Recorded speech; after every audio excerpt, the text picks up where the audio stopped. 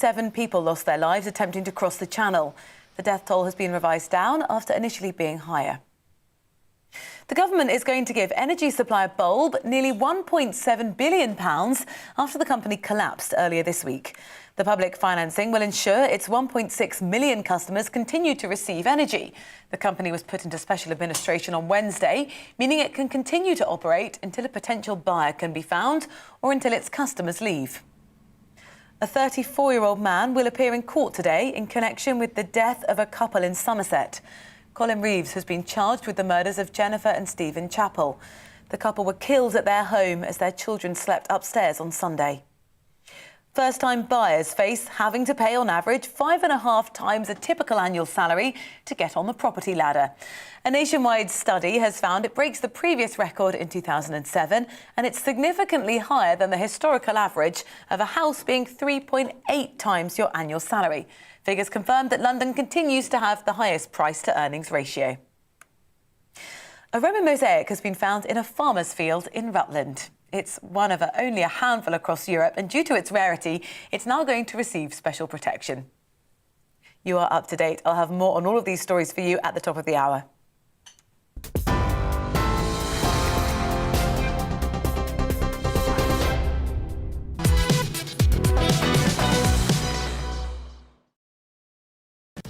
Good morning, you're watching To The Point on GBNews with me, Mercy Muroki, and Patrick Christys, and we'll be here with you until midday with discussion and opinion on the big issues of today. So here's what's coming up. Yes, well, the UK and France have agreed on the need for cooperation after at least 27 people, including a number of children reportedly, drowned in the Channel yesterday. The crisis is reaching fever pitch, and where do we go from here? We'll be with our Home and Security editor, Mark White, to delve into these issues. Yes, and in a recent YouGov poll, 60% of those surveyed said that the Labour Party was not ready for government. What do you think? Do we have an electable opposition? Well, get in touch with your views, and we'll be taking those later. Well, also on the programme, a Norwegian Christmas advert has given Santa a boyfriend in a move that some are branding powerful and progressive. We'll show you some of the adverts and ask what you think Mrs. Claus will be feeling this morning. Yes, we have all of that coming up and much more as well across the programme, and you can get in touch as usual, gbviews@gbnews.uk, and we'll get to those a bit later. But first, Patrick gives his views on channel deaths.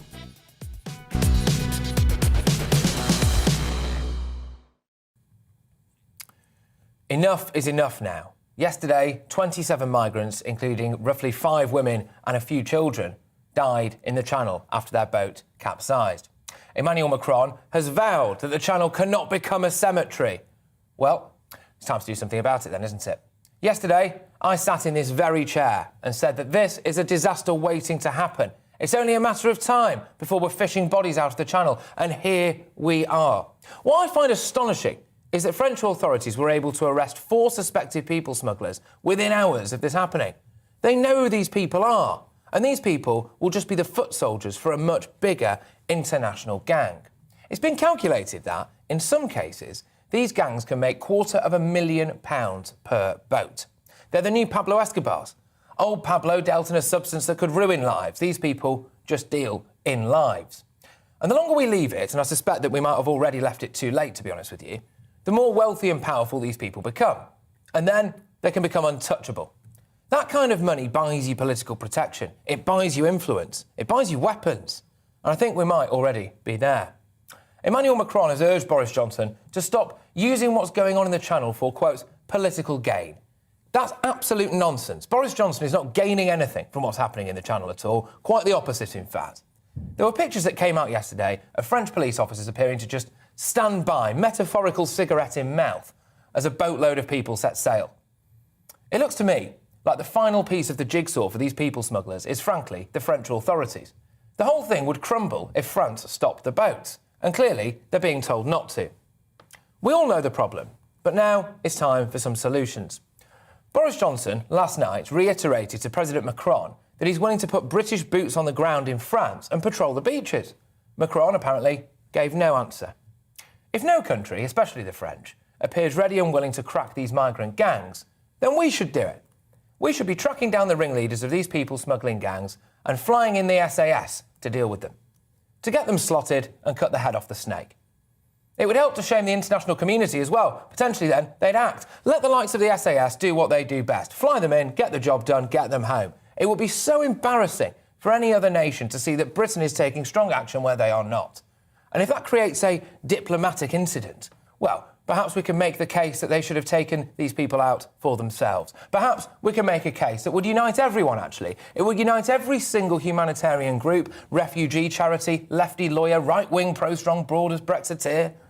We're taking action to stop people drowning in the Channel. Do you really have a problem with that? Another solution is stopping the manufacturing and delivery of these boats. Now, the manufacturers of these things will never have been busier. They presumably will never have had more orders from people in France.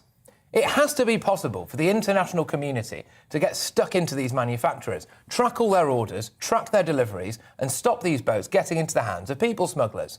No boats, no crossings. And that must be a cheaper solution than sending British troops to France, than sending up helicopters all day to monitor the Channel, than to send the RNLI in to ferry these people across, than to launch a massive search and rescue operation when 27 people die. What happened last night has to be a turning point. It has to be a catalyst for change. If it isn't, then the fact is that it won't just be the people smugglers with blood on their hands who are essentially committing murder, let's be honest. It will be politicians across Europe, and right here in Britain too, who are unable to stop this madness.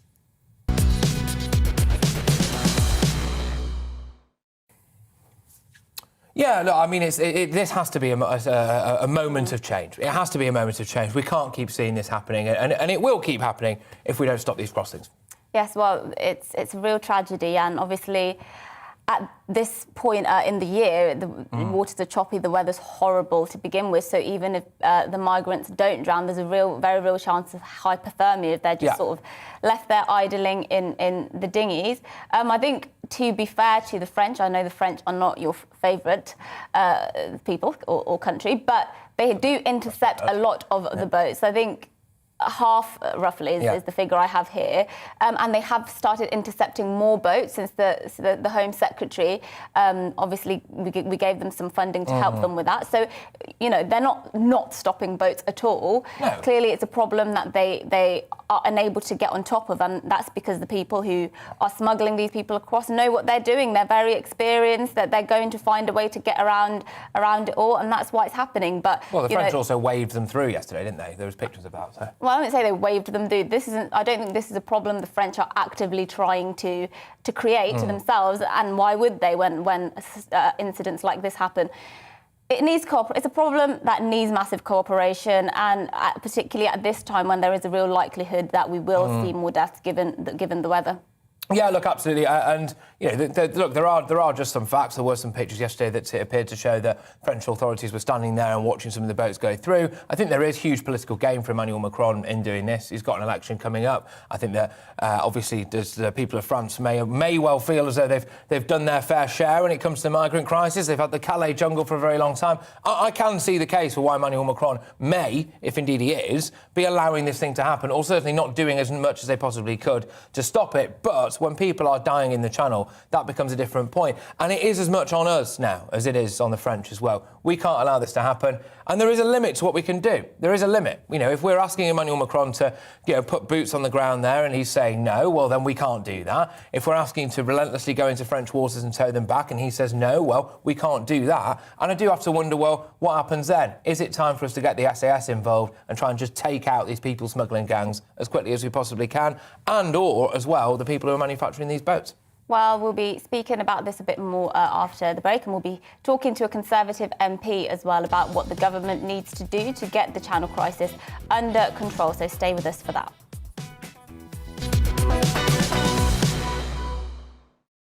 You're watching GB News live across the UK and the world on our digital stream. GB News is Britain's news channel. We are the UK's home of discussion and debate from all perspectives. We are here for you. Don't forget to join our YouTube community by clicking on that subscribe button. And if you want the GB News app, you can click and catch up on programmes anytime. We love to hear from you, so email us. gbviews@gbnews.uk. Thanks for being part of the GB News family.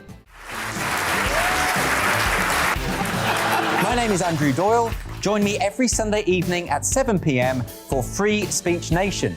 This is a show where we address current affairs and news stories of the week with the help of two wonderful comedian panellists. I brought in comics because I want to give it a lighter edge, and also they work for less.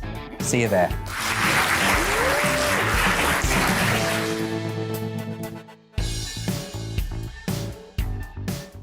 Join my show Farage, 7 p.m. till 8 p.m. Monday through Thursday, and there you will get opinion, analysis, debate, and I'll cover stories that nobody else dares to touch. And then for the last 15 minutes, talking pints. We're over a drink. We have a civilised conversation with someone. We very often disagree, but we do it in a grown-up way. Come and join me on Farage.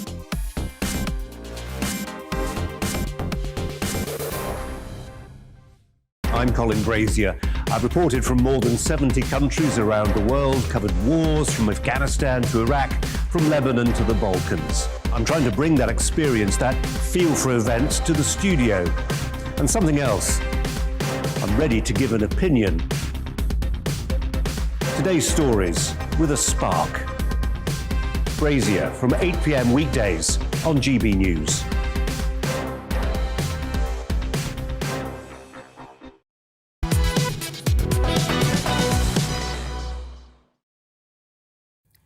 Now, as we were just discussing there before the break, around 27 people are reported to have died crossing the Channel yesterday in what the International Organisation for Migrants has called the deadliest incident on the stretch of water. Well, at least 27 people drowned when the dinghy they were in is believed to have capsized. Over 47,000 migrants have already attempted the crossing since the 1st of January this year, with more likely to continue arriving in the coming days and weeks. Yes, well, let's talk to Conservative MP Lee Anderson about this now. Good morning, Lee. Thanks for joining us.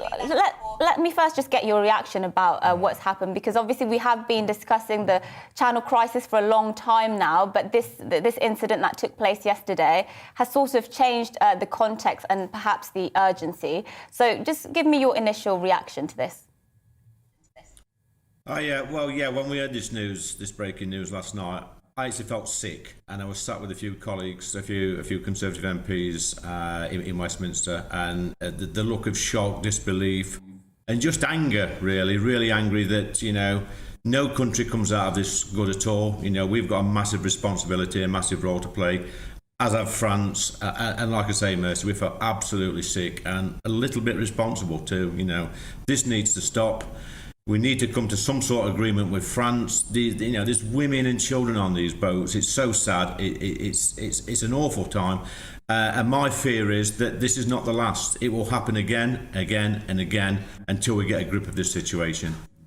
Yeah, is it now no longer time to start to try to really deal with France particularly? I mean, we've offered quite a few solutions, haven't we? We've offered 58 million solutions at one point. We've offered to patrol the sea just off the coast. We've offered to put boots on the ground. Potentially it's time to do a bit more. And if people are unwilling, and clearly they are unwilling or unable to get to grips and deal with these human traffickers, is it not time to do things like bring in the SAS?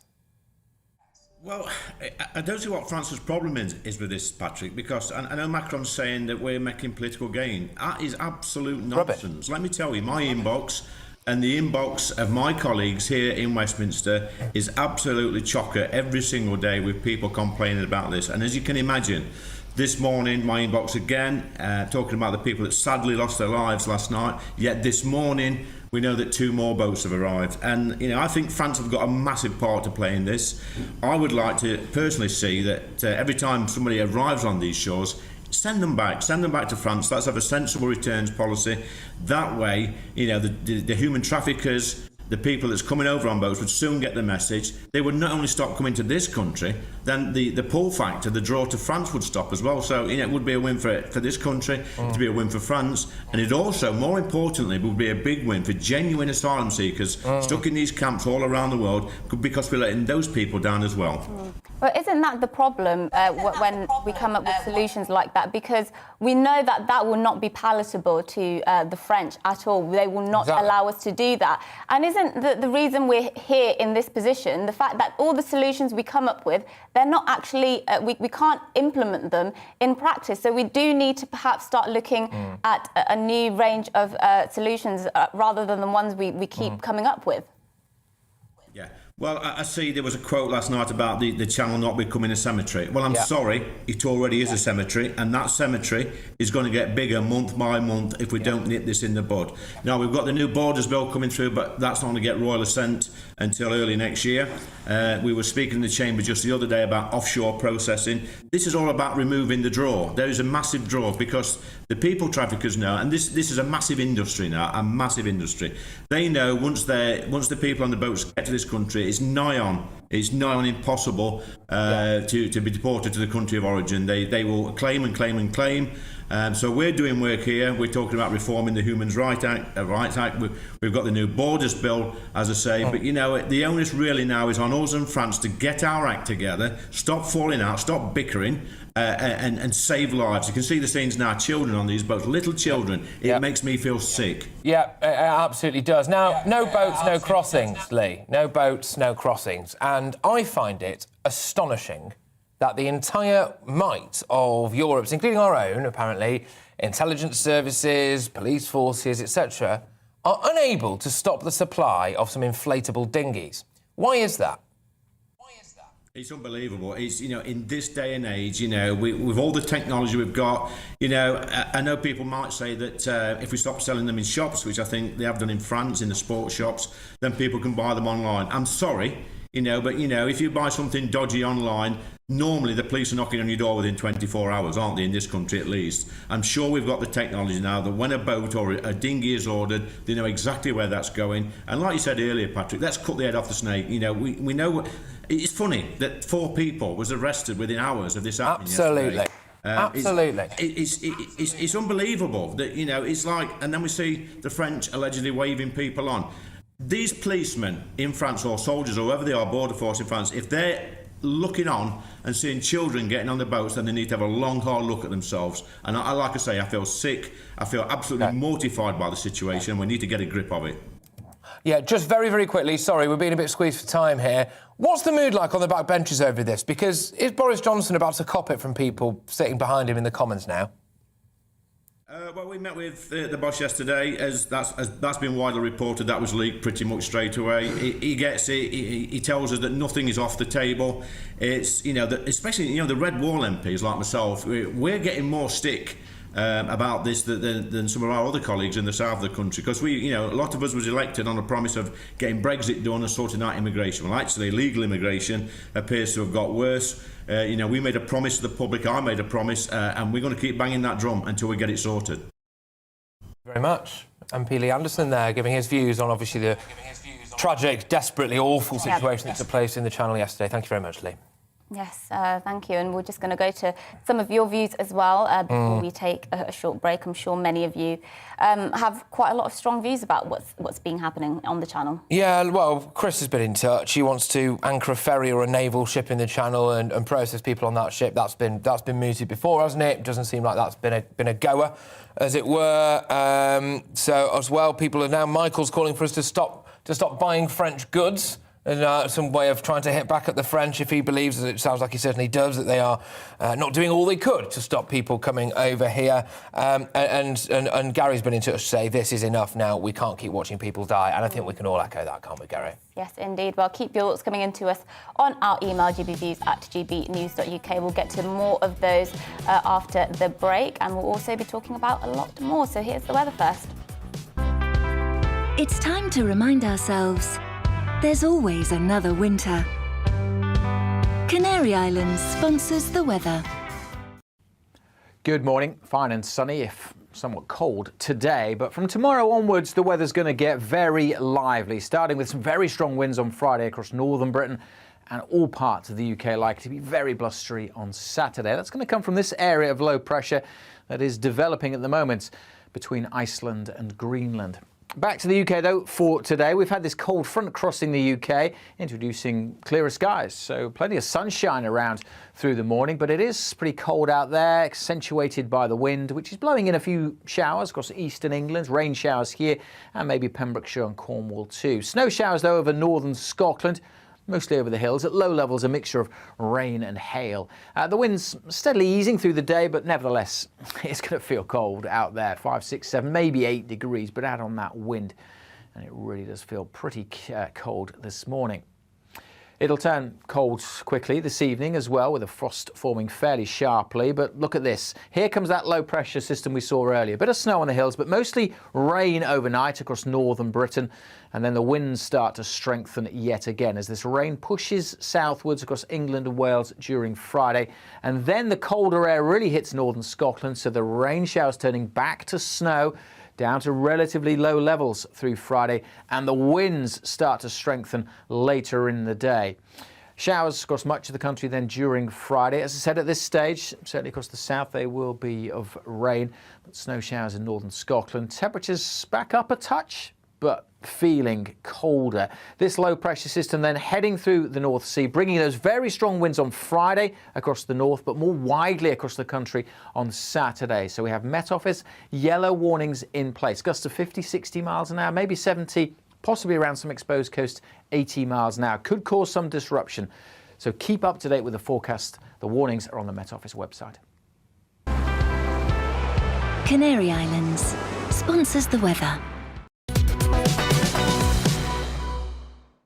You're watching GB News live across the UK and the world on our digital stream. GB News is Britain's news channel. We are the UK's home of discussion and debate from all perspectives. We are here for you. Don't forget to join our YouTube community by clicking on that subscribe button.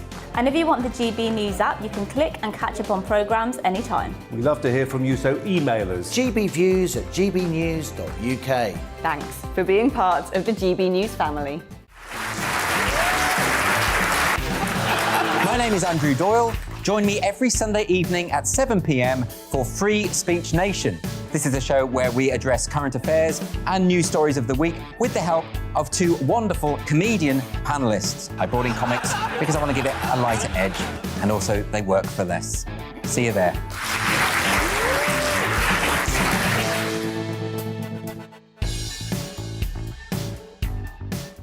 Join my show Farage, 7 p.m. till 8 p.m. Monday through Thursday, and there you will get opinion, analysis, debate, and I'll cover stories that nobody else dares to touch. And then for the last 15 minutes, talking pints. We're over a drink. We have a civilised conversation with someone. We very often disagree, but we do it in a grown-up way. Come and join me on Farage.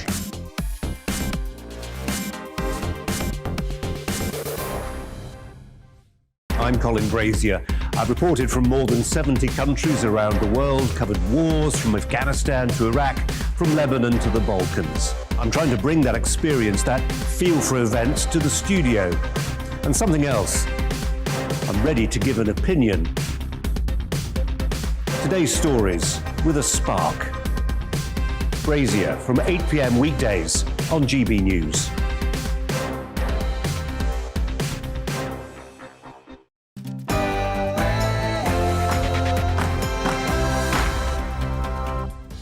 Good morning, everyone. You are watching To The Point on GB News with me, Patrick, Christys and Mercy Muroki. We're here all the way through until midday, and we've got everything, ladies and gentlemen, from babies in Parliament to gay Santa. That's right. Yes, we'll tell you about that very shortly, and make sure you get in touch with your views, as usual. gbviews at gbnews.uk. That's on the screen there, and we'll be reading those out throughout the show. But first, let's give you the latest news.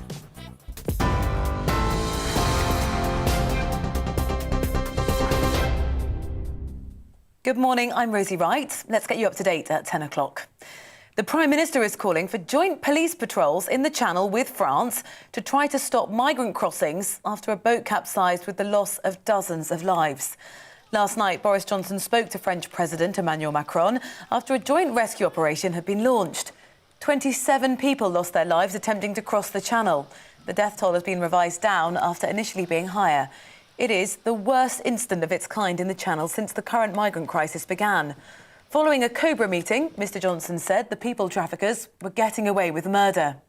This disaster underscores how dangerous it is to cross the Channel in this way. And it also shows how vital it is that we now step up our efforts to break the business model of the gangsters who are sending people to sea in this way. Energy supply Bulb is going to be given nearly £1.7 billion in government support after the company collapsed earlier this week. The public financing will ensure its 1.6 million customers continue to receive energy. The company was put into special administration on Wednesday, meaning it can continue to operate until a potential buyer can be found or until its customers leave. A 34-year-old man will appear in court today in connection with the death of a couple in Somerset. Colin Reeves has been charged with the murders of Jennifer and Stephen Chappell. The couple were killed at home as their children slept upstairs on Sunday. A second man, aged 67, was arrested on suspicion of the two murders and was released under investigation on Tuesday. More than 5,500 alerts of sewage being discharged into coastal waters were issued by water companies last year, a report has found. The campaign group Surfers Against Sewage found that 1 in 6 days out of the official bathing season were unswimmable last year due to pollution near beaches. Well, that marks an 87% increase on last year's figure. The government's expected to give the green light on proposals for English football's independent regulator. It was the key recommendation of the fan-led review that was commissioned in April after the European Super League row. 6 English Premier Club League teams are part of the breakaway before pulling out of plans after the backlash from across the football world. Well, the Sports Minister, Nigel Huddleston, has promised a move as quickly as possible to bring forward any legislation that's needed. First-time buyers face having to pay, on average, 5.5 times their typical annual salary to get onto the property ladder. It's a nationwide study that's found it breaks the previous record in 2007, and it's significantly higher than the historical average of a house being 3.8 times your annual salary. Figures confirm that London continues to have the highest price-to-earnings ratio. Adverts for cosmetic procedures to change a person's physical appearance, they're going to be banned for under 18s from May of next year.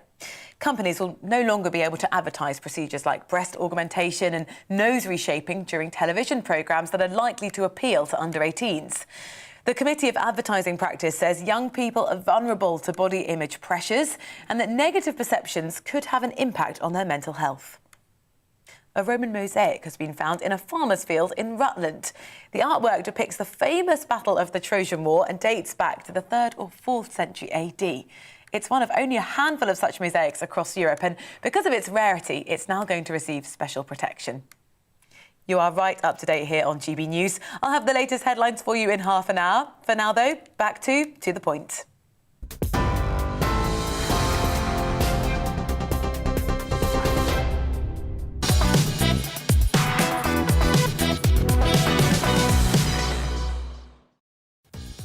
Morning everyone, you're watching To The Point on GB News with me, Patrick Christys and Mercy Muroki, and we're here all the way through until midday. We've got an action-packed hour for you now. Yes, and here's what's on the menu for this hour. The UK and France have agreed on the need for cooperation after at least 27 people drowned in the Channel yesterday. It seems that this crisis is going nowhere, but where do we go from here? We'll be discussing that a bit later.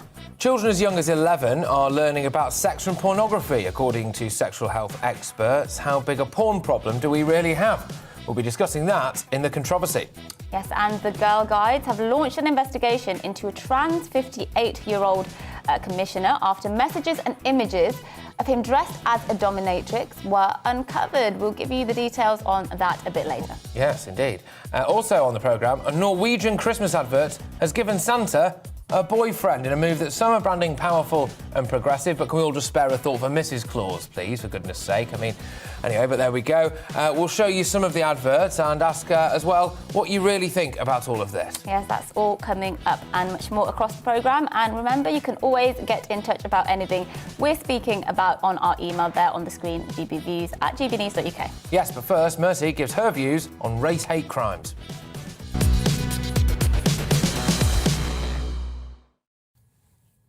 A Welsh driver who called a traffic warden a stupid effing Welsh mare and spat at her after she gave him a parking ticket has been convicted of, get this, racially aggravated assault. Keith Croot, who reportedly lost control in the aggressive tirade against Gail Williams, pled guilty to using racially aggravated threatening words and racially aggravated assault. Now, obviously, I completely condemn spitting on and verbally abusing somebody. Mr. Croot is obviously a very unpleasant and aggressive man and should face the consequences for that. But racially aggravated assault, really? The reason the prosecution were able to bring these charges is because the law states that racial groups can also mean nationality groups when it comes to racially aggravated crimes. So you don't actually have to target somebody for their race. Even if you reference their nationality, you can still get a race hate crime on your rap sheet. But nonetheless, I'm uncomfortable with all of this. I'm not convinced Mr. Croot, as foul as he is, deserves having a racially aggravated assault conviction on his record. I also think that this diminishes what we view as race hate crimes. Race crimes should, of course, be taken seriously. I think that's something we can mostly agree on. But they won't be taken seriously if it's cases like this that are recorded as hate crimes. And even more worrying is that if we're going to record incidents like this as racial assaults, then inevitably it will look like race crimes in society are going up, which has the potential to be incredibly misleading and would cause unnecessary racial panic. Look, some people might say Mr. Croot has got his comeuppance. He's now had to do 200 hours unpaid work, 24 days of rehabilitation activity, and has to pay £400 compensation to his victim. I make no excuses for his behaviour, and of course, the justice system should punish actual race hate crimes. I just think that in this particular case, it's gone one step too far.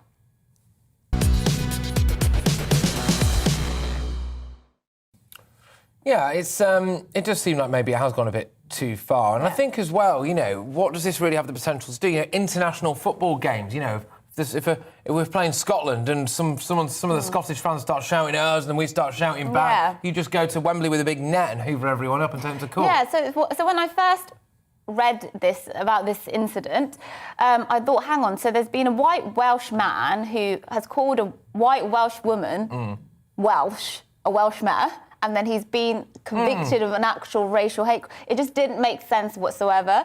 So I had to go and actually look at the legislation and figure out how the hell could a judge have actually found him guilty of this. And then it does turn out that, yes, the term is racially aggravated assault or racial aggravated crimes. But you don't have to, the person doesn't have to be a different race from you. You don't have to reference their race.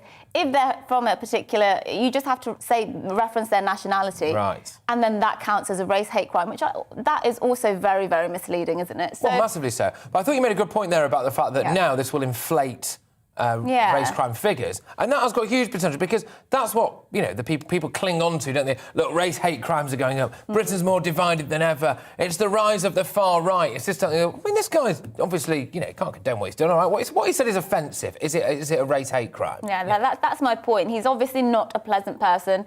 He went up to this... he's just lost it, doesn't it? Well, yeah, he's not a pleasant person, obviously, who spits on a complete stranger because they're doing their job. So, you know, I think he should have been charged, but it's just the issue I have with the charge that he has. I think the fact he now has he committed a racially aggravated assault on his, you know, criminal record. I don't think that's fair, personally. No, probably not. But anyway, moving away from that particular chat right now, dozens have drowned, very unfortunately, after a migrant boat sunk while attempting to cross the Channel. Now, France's Interior Minister says that 5 women and 1 child are among the 27 known to have drowned, while 2 people have been rescued. The International Organisation for Migration says it's the biggest single loss of life in the Channel since it began collecting data in 2014. It comes as 47,000 migrants have attempted the crossing since January the 1st. Yes, Prime Minister Boris Johnson and French President Emmanuel Macron have agreed to do everything possible to stop the gangs responsible for putting people's lives at risk. Well, yesterday, just hours before the tragedy happened, we spoke to GBNews Home and Security Editor Mark White, who was actually on a boat in the Channel, and he was reporting for us, and he was actually calling in assistance for migrant boats at the time. Well, Mark joins us again now from Dover. Mark, this kind of thing is inevitable, isn't it? And it's incredibly tragic. Give us some details about what we know about this incident so far and how it changes things from going forward. Well, this was a boat that left from the beach between Calais and Dunkirk yesterday lunchtime, so just a few hours after a boat that we came across, as you said in the live that we featured in your programme yesterday at this time yesterday, and I was with Nigel Farage, GBNews presenter, who's been front and centre of efforts to highlight the ongoing crisis and get it to the top of the political agenda. And that particular boat had left from the same stretch of beach between Calais and Dunkirk. It was full of 22 Iraqi and Iranian Kurds, mainly men, a couple of women and one child. The boat, of course, that also left from Calais a few hours later, that then ran into difficulties with such tragic consequences, was also, we're told, full of Kurdish nationals as well from Iraq and Iran. So utterly tragic. And the horrible thing is that, when Nigel and I were chatting on board that vessel and looking at the migrant boat there, we were just talking about how it would only be a matter of time, inevitable in fact, that there would at some point be a very significant loss of life in the Channel. It's something the Home Secretary had been warning about for some time, the Prime Minister and their French counterparts as well. It is a perilous journey at any time, even in supposed flat calm conditions. It's never really flat calm in the middle of the Channel. There's always, even on the calmest of days, waves that can take you by surprise, the wake from passing container ships in this very busy shipping lane. And this incident, we don't know exactly what the cause of the capsizing of this small boat was, but the weather conditions did sort of whip up in the afternoon yesterday, and overnight they've been pretty bad, and again today, but that's not stopped the migrants coming. The people smugglers are still pushing them offshore. This morning here at Dover, we had one Border Force cutter in here with 10 migrants on board, followed by the Dover lifeboat carrying up to 50 migrants. So still, in light of this horrific tragedy, that trade in human cargo across the English Channel continues. Yeah, Mark, can I just ask you, so it's a point I was talking about earlier on actually in the show, which is about these boats and about the procurement of these boats, the manufacturing of them and the delivery ultimately to the beaches of Calais. Can more be done, in your opinion, to stop this? Can we not maybe, as an international community now, be finding out exactly where these boats are manufactured, exactly who's ordering them and stopping that supply? Well, I'm not privy to all of the investigations being carried out by the National Crime Agency and their colleagues in France. You would think, though, that it would be part of their investigatory process to look at where these boats are coming from. I mean, they're tied up here at the harbour, quite a few of these boats. It just requires a cursory examination. You can see the manufacturer of these individual boats. Now, they will have had orders for 50, 100 boats out of the blue, which will be against the normal trend of sales for these boats to shipping, usually large ships. They are part of the inventory on these big ships that plough the world's oceans. So it will be sort of out of the blue, big bulk orders for 100 or so of these vessels that are being used.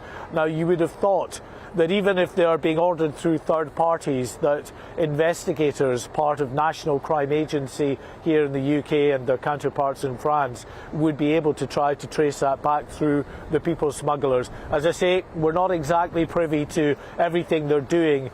Interestingly, Patrick, yesterday the National Crime Agency told me that they, in conjunction with their French colleagues, had arrested 18 people smugglers on the French side of the border, and they will be going through the French court system. However, they will be very quickly replaced by other criminal gangs more than willing to take the risk, because it is very lucrative. Millions of euros are made in this trade in human beings across the Channel every week, charging 5,000 euros at least to get on a boat. And when you have a boat that can carry up to 60, 70 people, it doesn't take really that much in the way of a calculation to realise that that is very lucrative and will net you millions of euros. Absolutely, Mark. Thank you very, very much. And Yeah, cheers for bringing us all the latest there from Dover. And it was, you know, the kind of real morbid thing when you think about it. You know, pretty much this time yesterday, maybe we were chatting on this very show to Mark and Nigel Farage on a boat in the Channel, looking at a migrant boat being picked up by the RNLI.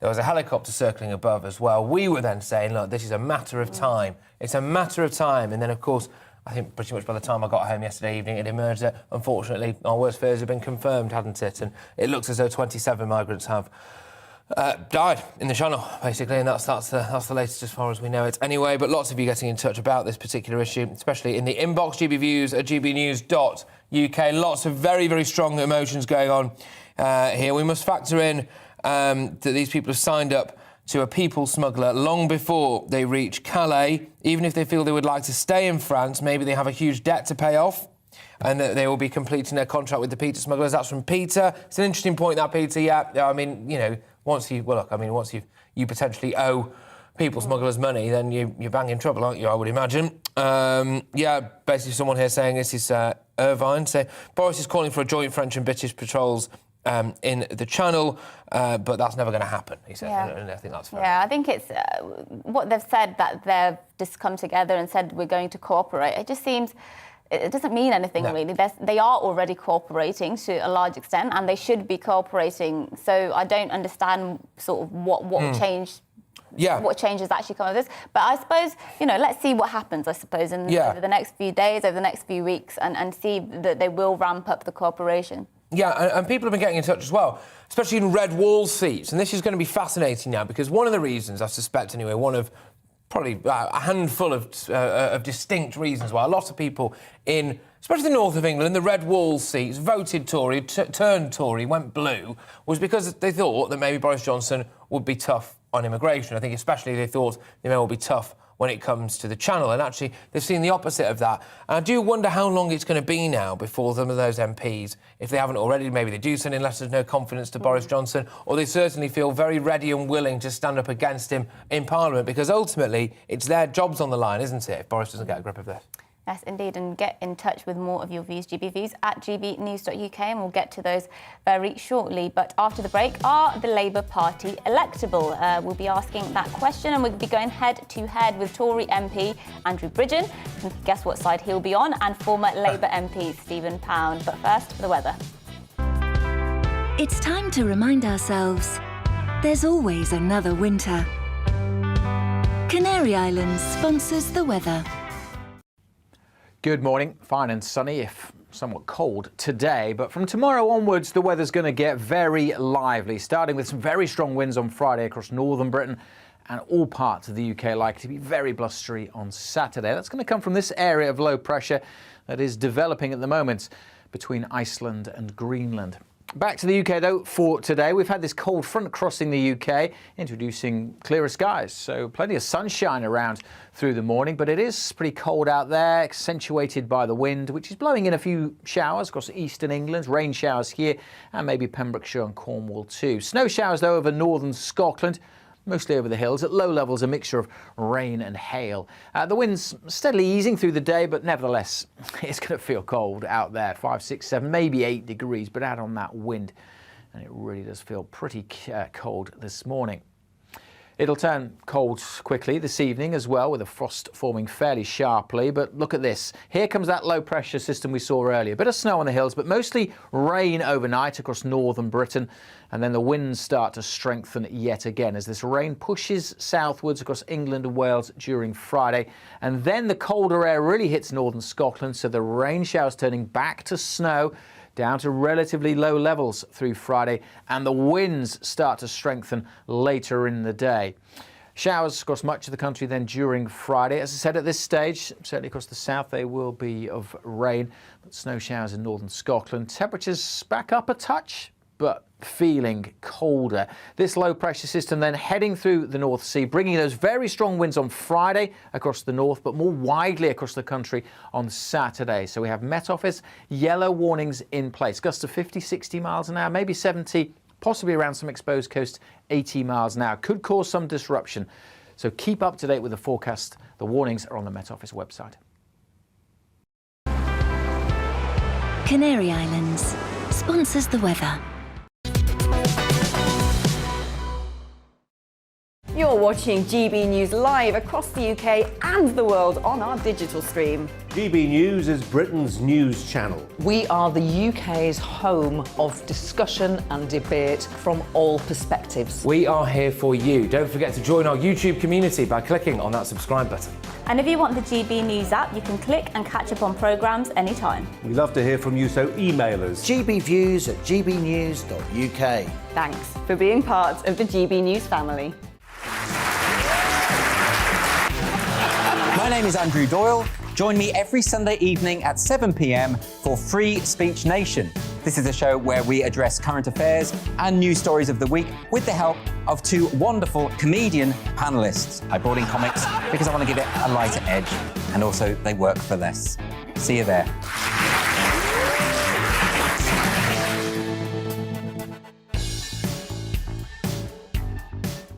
Join my show Farage, 7 p.m. till 8 p.m. Monday through Thursday, and there you will get opinion, analysis, debate, and I'll cover stories that nobody else dares to touch. And then for the last 15 minutes, talking pints. We're over a drink. We have a civilised conversation with someone. We very often disagree, but we do it in a grown-up way. Come and join me on Farage.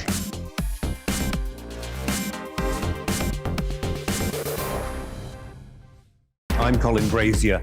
I've reported from more than 70 countries around the world, covered wars from Afghanistan to Iraq, from Lebanon to the Balkans. I'm trying to bring that experience, that feel for events, to the studio. And something else, I'm ready to give an opinion. Today's stories with a spark. Brazier from 8 p.m. weekdays on GB News.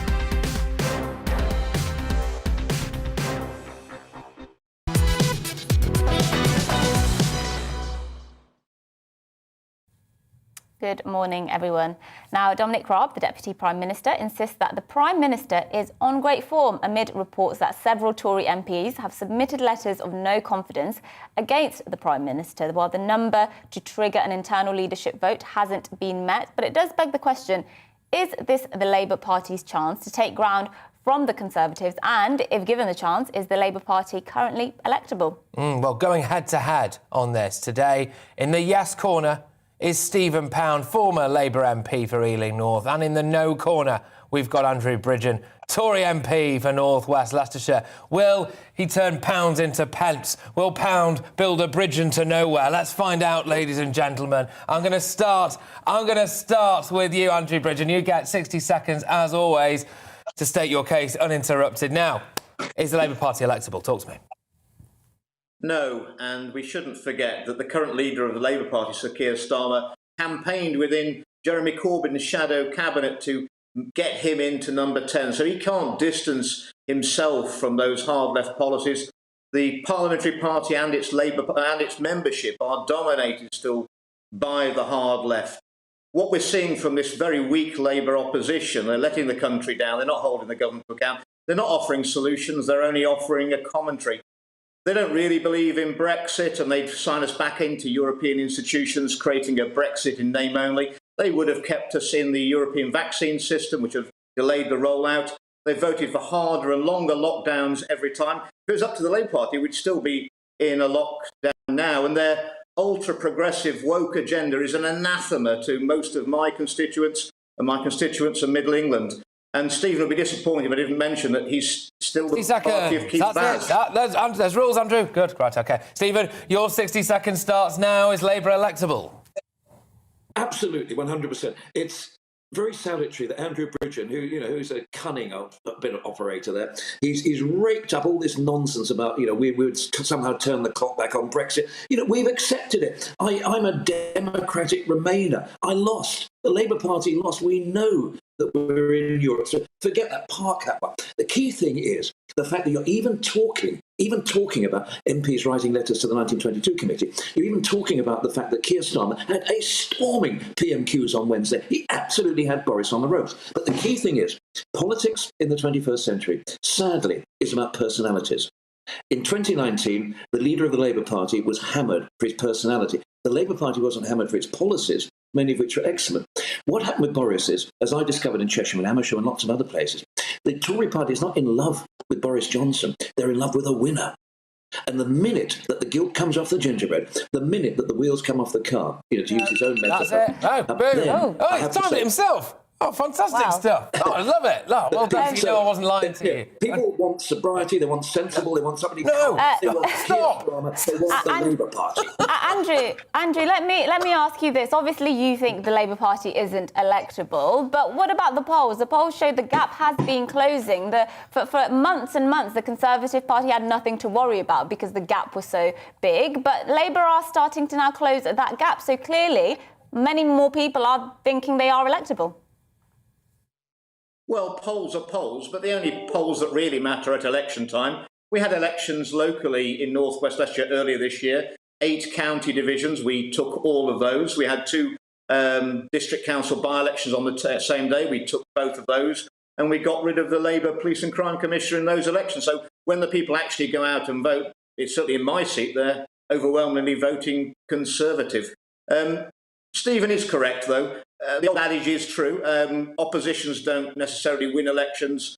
Governments lose them. And I'll be meeting with the Prime Minister on Tuesday in Downing Street to ensure that we get back on track, because I came into politics to make sure that Labour Party do not get into power, because we know what happens when they do, and the damage they do to the social fabric and our economy is not something I will allow to go perpetrated against the British people.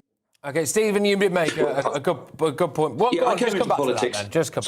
When I went into politics, it wasn't to attack the enemy, it wasn't to attack the Tories, it was to actually do good for the people of my constituency, people of the country. And I will work with anybody. Where there's points of communality, I'm more than happy to work with the Tories. I've worked with Andrew on a number of issues. Look, the key thing is that the so-called red wall seats, and you were so right, Patrick, you've touched on this earlier on. What's happened with HS2, with this nonsense about throwing the Dilnot report on continuing social care out the window, so that it hammers people with low-value houses much, much more than people in the soft south, and I speak as a soft southerner.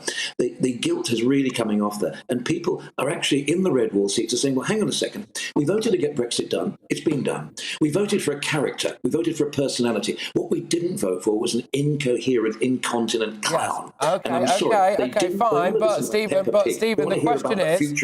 Yes, all right, but the question is Labour electable, not is Boris Johnson unelectable, right? So... sorry, force of habit. That's all right. Of course we're electable. But Keir Starmer hasn't got the minerals, has he? Keir Starmer hasn't got the personality. There's no danger of finding out what he thinks about anything, is there?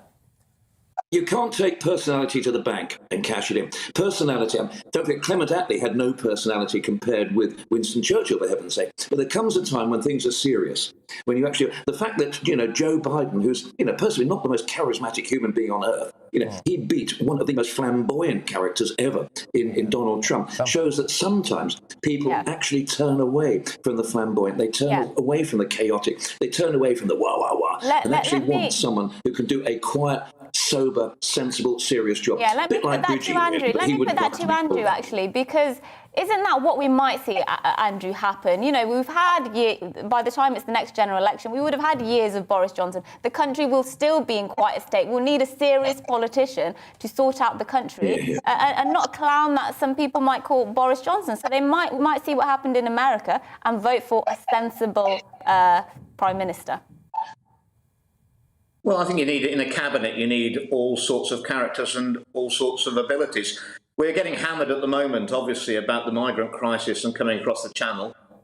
The electorate are quite right, and Conservative MPs are wanting the government to do more and take stronger measures to prevent disasters like we saw yesterday. But what they know from Labour is that Labour would open our borders and let everybody in, and there is no solution there that's palatable at all to the UK population. Is that Labour's policy? I mean, we don't actually know what Labour's policy is, do we, Stephen, on this? Well, we do know what Labour's policy is on this. We've reiterated over and over again. It's certainly not to open the borders. I mean, for God's sake, you could hardly open them any wider than when you've got thousands of people coming in.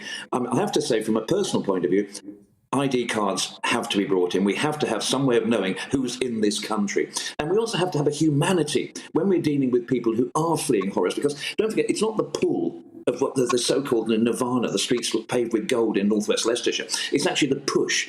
If your family is doomed, if they stay in Iran or Afghanistan or Iraq, you're going to go anywhere.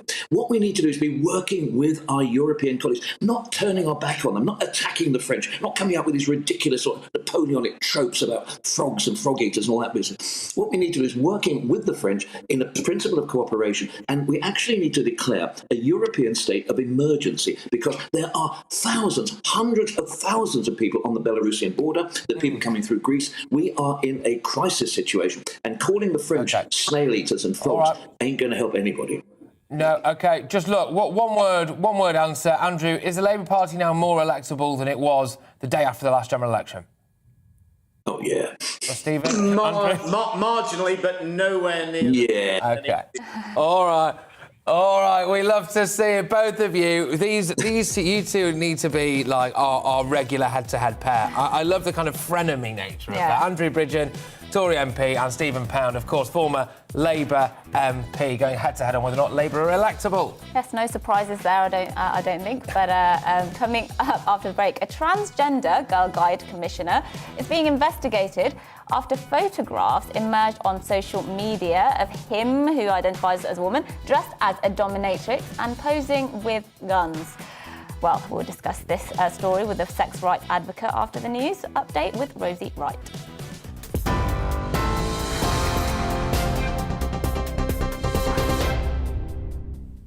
Good morning, I'm Rosie Wright. Let's get you up to date. The Prime Minister is calling for joint police patrols in the Channel with France to try to stop migrant crossings after a boat capsized with the loss of dozens of lives. Last night, Boris Johnson spoke to the French President Emmanuel Macron after a joint rescue operation was launched. 27 people lost their lives attempting to cross the Channel. The death toll has been revised down after initially being higher. The government is going to give energy supplier Bulb a nearly £1.7 billion after the company collapsed earlier this week. The public financing will ensure its 1.6 million customers continue to receive energy. The company was put into special administration on Wednesday, meaning it can continue to operate until a potential buyer can be found or until its customers leave. A 34-year-old man will appear in court today in connection with the death of a couple in Somerset. Colin Reeves has been charged with the murders of Jennifer and Stephen Chappell. The couple were killed at home as their children slept upstairs on Sunday. First-time buyers face having to pay, on average, 5.5 times their typical annual salary to get on the property ladder. A nationwide study has found it breaks the previous record set in 2007 and is significantly higher than the historical average of a house being 3.8 times your annual salary. Figures confirmed that London continues to have the highest price-to-earnings ratio. And a Roman mosaic has been found in a farmer's field in Rutland. The artwork depicts the famous Battle of the Trojan War, and it dates back to the 3rd or 4th century AD. It's one of only a handful across Europe, and due to its rarity, will now receive special protection. You're up to date. I'll have more on all of today's top stories for you at 11 o'clock.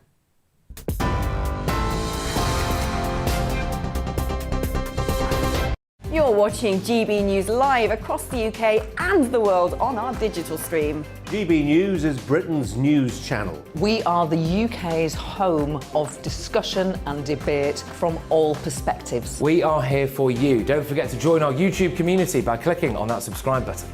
And if you want the GB News app, you can click and catch up on programmes anytime. We love to hear from you, so email us. gbviews@gbnews.uk. Thanks for being part of the GB News family. My name is Andrew Doyle. Join me every Sunday evening at 7 p.m. for Free Speech Nation. This is a show where we address current affairs and news stories of the week with the help of two wonderful comedian panellists. I brought in comics because I want to give it a lighter edge, and also they work for less. See you there.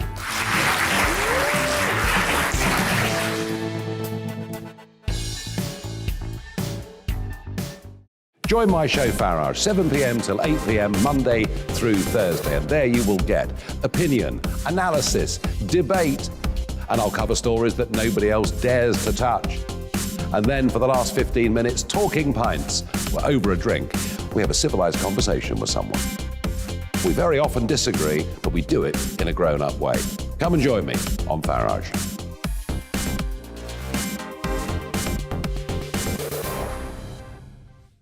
I'm Colin Brazier. I've reported from more than 70 countries around the world, covered wars from Afghanistan to Iraq, from Lebanon to the Balkans. I'm trying to bring that experience, that feel for events, to the studio. And something else. I'm ready to give an opinion. Today's stories with a spark. Brazier from 8 p.m. weekdays on GB News.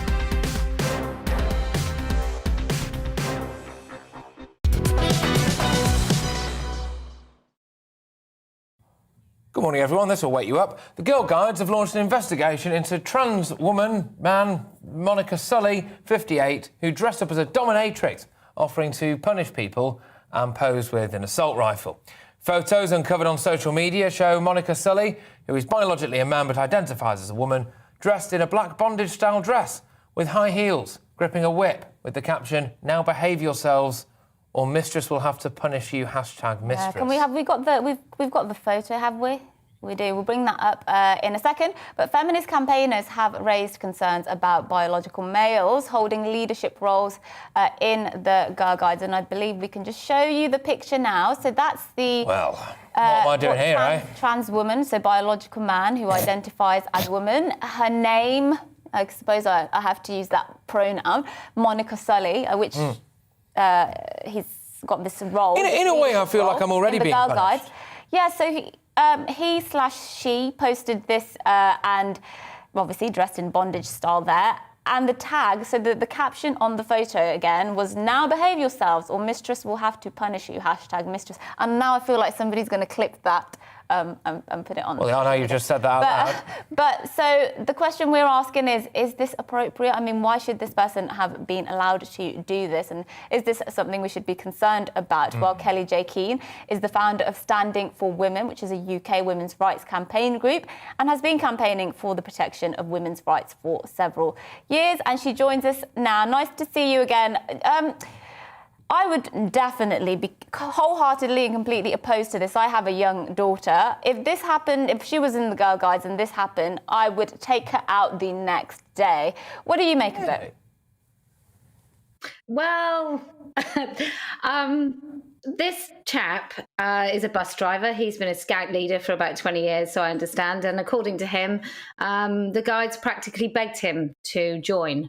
So this is a social media post he made, and whilst it's quite amusing, I do think the big elephant stilettoed heeled in the room is the fact that often we know that fetishes accompany other fetishes, and it's quite unusual to have a singular fetish. Yeah. So I always think we should be careful about ignoring the obvious signs of this.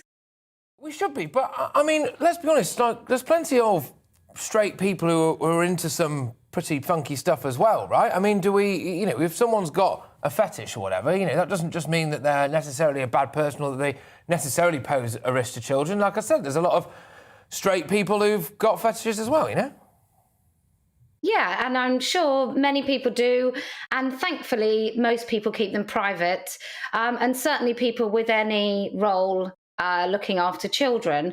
What's really more concerning than this individual, and I think what this individual actually highlights is a safeguarding failure with the Girl Guides as a whole, is in the policy, little girls go away with the guides for sleepovers, they call them, when they're in rainbows at age 6. Now, this person, this man, as a guide leader, can go away with those little girls age 6, and the parents don't even need to be told that an adult male is going away. And that is on the backdrop of 250 men who were scout leaders have been convicted of child rape, making child pornography, if we can call it that, so rape on camera, and a variety of sexual assaults against children, 250 men. And in the guides, as yet, there are no adults volunteering for the guides or as part of the guides that have been convicted of sexual assault. And is it a coincidence that they're all female? No, it's not. And we do have to clarify, obviously, we're not suggesting this person has been accused of any of that, but is it your view then that if there is a trans men or trans women, I can never remember which way around it is, but men who identify as women shouldn't be allowed to lead Girl Guides or shouldn't be in roles, basically, where there are young women. Is that what you're saying? Well, I'm saying I don't care how those men identify. I don't really want them in the guides. I don't think it's appropriate. I think there are, maybe it was a mistake to ever allow girls in the Scouts. I think single-sex spaces give both sexes freedom to operate in ways that they don't operate in a mixed-sex company. So I think that adult males have absolutely no business volunteering in the guides, and certainly not as guides. I know of a chap that occasionally has to go out with guides to help his wife who maybe doesn't have enough volunteers. Totally different. But to accept a role or for the guides to be offering a role, it's not really about these individual men, is it? There will always be people that want to do things that maybe other people don't think that they should be doing. But it's up to the guides and their safeguarding to really have a crystal clear thing. Is it good for girls that adult males are actually any part of guides, certainly when it comes to the responsibility of these young women and girls? OK, I mean, I suppose as well another argument to this is that, they're supposed to be setting a role model for young girls, aren't they? And I suppose if you are a latex-clad dominatrix, that's potentially not the way that you would like your daughter to go. No, I don't think it is. Look, as far as role models go and as far as what this person does in their private life, just don't make it public. If you don't want people to judge you on the basis of your leather-clad, whip-wielding dominatrix persona, then don't put it online. But clearly that's part of the fun. And so it just makes him completely inappropriate. I think it makes him inappropriate to be part of the Scouts as well, to be honest. But certainly not part of the guides. But I really do think if you want to display your sexual fetish online and share that with other people, then you have no business to be in any role where you have access to kids. Yeah. Yeah. Well, thank you so much for joining us. Really interesting issue, Kelly J. Keane. And I do have to say, I loved your article the other day on defending Jk Rowling against some of the bullies that turned up to her house and posted her address on social media and she received death threats from that. So great article on that as well.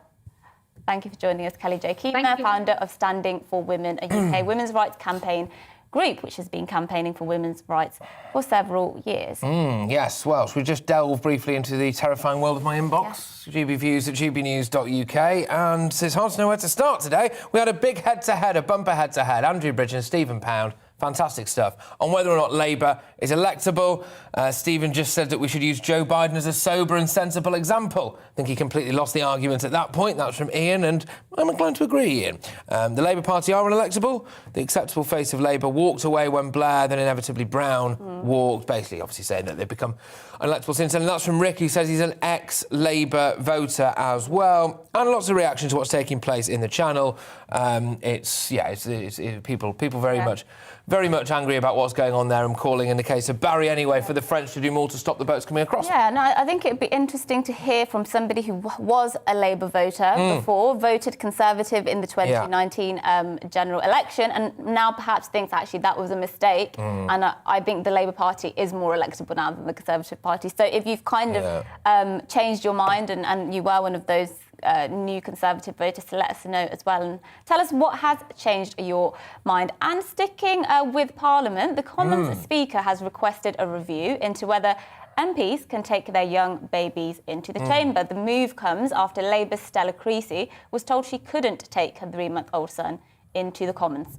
Yes, Stella Creasy there doing a cracking job of keeping Stella Creasy in the news. Anyway, Sir Lindsay Hoyle said it was extremely important for parents to be able to participate fully in the work of the House, which actually does have a creche, by the way. And, of course, it's a shame for Stella, as the only woman to have ever given birth, to now be there having to fight like this. Yeah, this has split people, hasn't it? Because on one hand, people are saying, you know, she's spoiled, she's behaving as if she's the only one who has any childcare issues, when everybody who has children they have to find childcare. You know, you're a working class person and you've got a low-paying job, you know, stacking shelves in a supermarket. You can't suddenly say, oh, it's not fair, I can't bring my child in. Or even if you work in an office and you work quite a well-paid job, it'd be odd. I mean, why should your boss let you bring your baby in? So that's what a lot of people are saying. And then on the other side, people are saying, well, she's not bothering anybody. If she wants to look after her child and do her job at the same time, she'd be allowed to. Yeah, I can get that. Again, I'll just reiterate, House of Commons has a creche. Also, she's on low 80s, thousands of pounds a year, cracking expenses payments as well. And one would have thought that she'd be able to do what, frankly, pretty much every single other woman would have to do in that situation. I can't help but feel like she's just using her baby as a shameless fashion accessory to get herself in the headlines. But some people would say I was totally wrong about that. There is. I mean, I can see the argument that it's better for, I mean, all the science tells us this, it's better for a baby to be with its mother for the first few months of its life, and that kind of baby carrier she's wearing, and that contact is really good for the baby, mother-baby bonding. So obviously in that footage we showed you, the baby's asleep. Now, if the baby's is awake and starts crying and starts interrupting quite an important debate, then that surely would be a problem, and I would assume she would be asked to leave. But I can see both sides of the debate. Ultimately, I don't think she's going to win many people over, basically, because she is perhaps... She's making herself, I think, seem exceptional in this case. She's not campaigning for a law to change, you know, the way that women in general can have maternity leave or can have childcare or things like that. She's literally asking for herself whether or not she can bring her newborn baby into the House of Commons. And she's using her constituents as a vehicle, as an excuse for this, I think. She's saying, well, you know, I need to represent my constituents. I need to go in there. Now, there's a change of the law that maybe could come into force, a change of the rules, that could come into force, which is apparently now you're post-pandemic, you're not allowed to zoom into Parliament anymore. You're not allowed to remotely attend Parliament. You're not allowed to do it over Skype. Maybe that's something that could change. So the good old Stella can stay at home with her baby and have all the crying over there and all things like that. And then it actually must be quite exhausting carrying her baby all day long, because she's fueled by headlines. Well, it must be exhausting, because one of the good things about having sort of childcare is you get a bit of a break from having to carry your baby all day long. So I'm just thinking, you know, why would she want to anyway? But let us know what you think. That's our opinion. Get in touch with your views, GBviews at GBnews.uk. Is she kind of throwing her toys out of the pram on this one? Well, yes. I'm here till Thursday, which is today, not here tomorrow. So let us know what you think, GBviews at GBnews.uk. An email there on the screen. We're going to move away from that now and talk about gay Santa. A Norwegian Christmas advert showing Father Christmas in a gay relationship has been described as beautiful, powerful and progressive.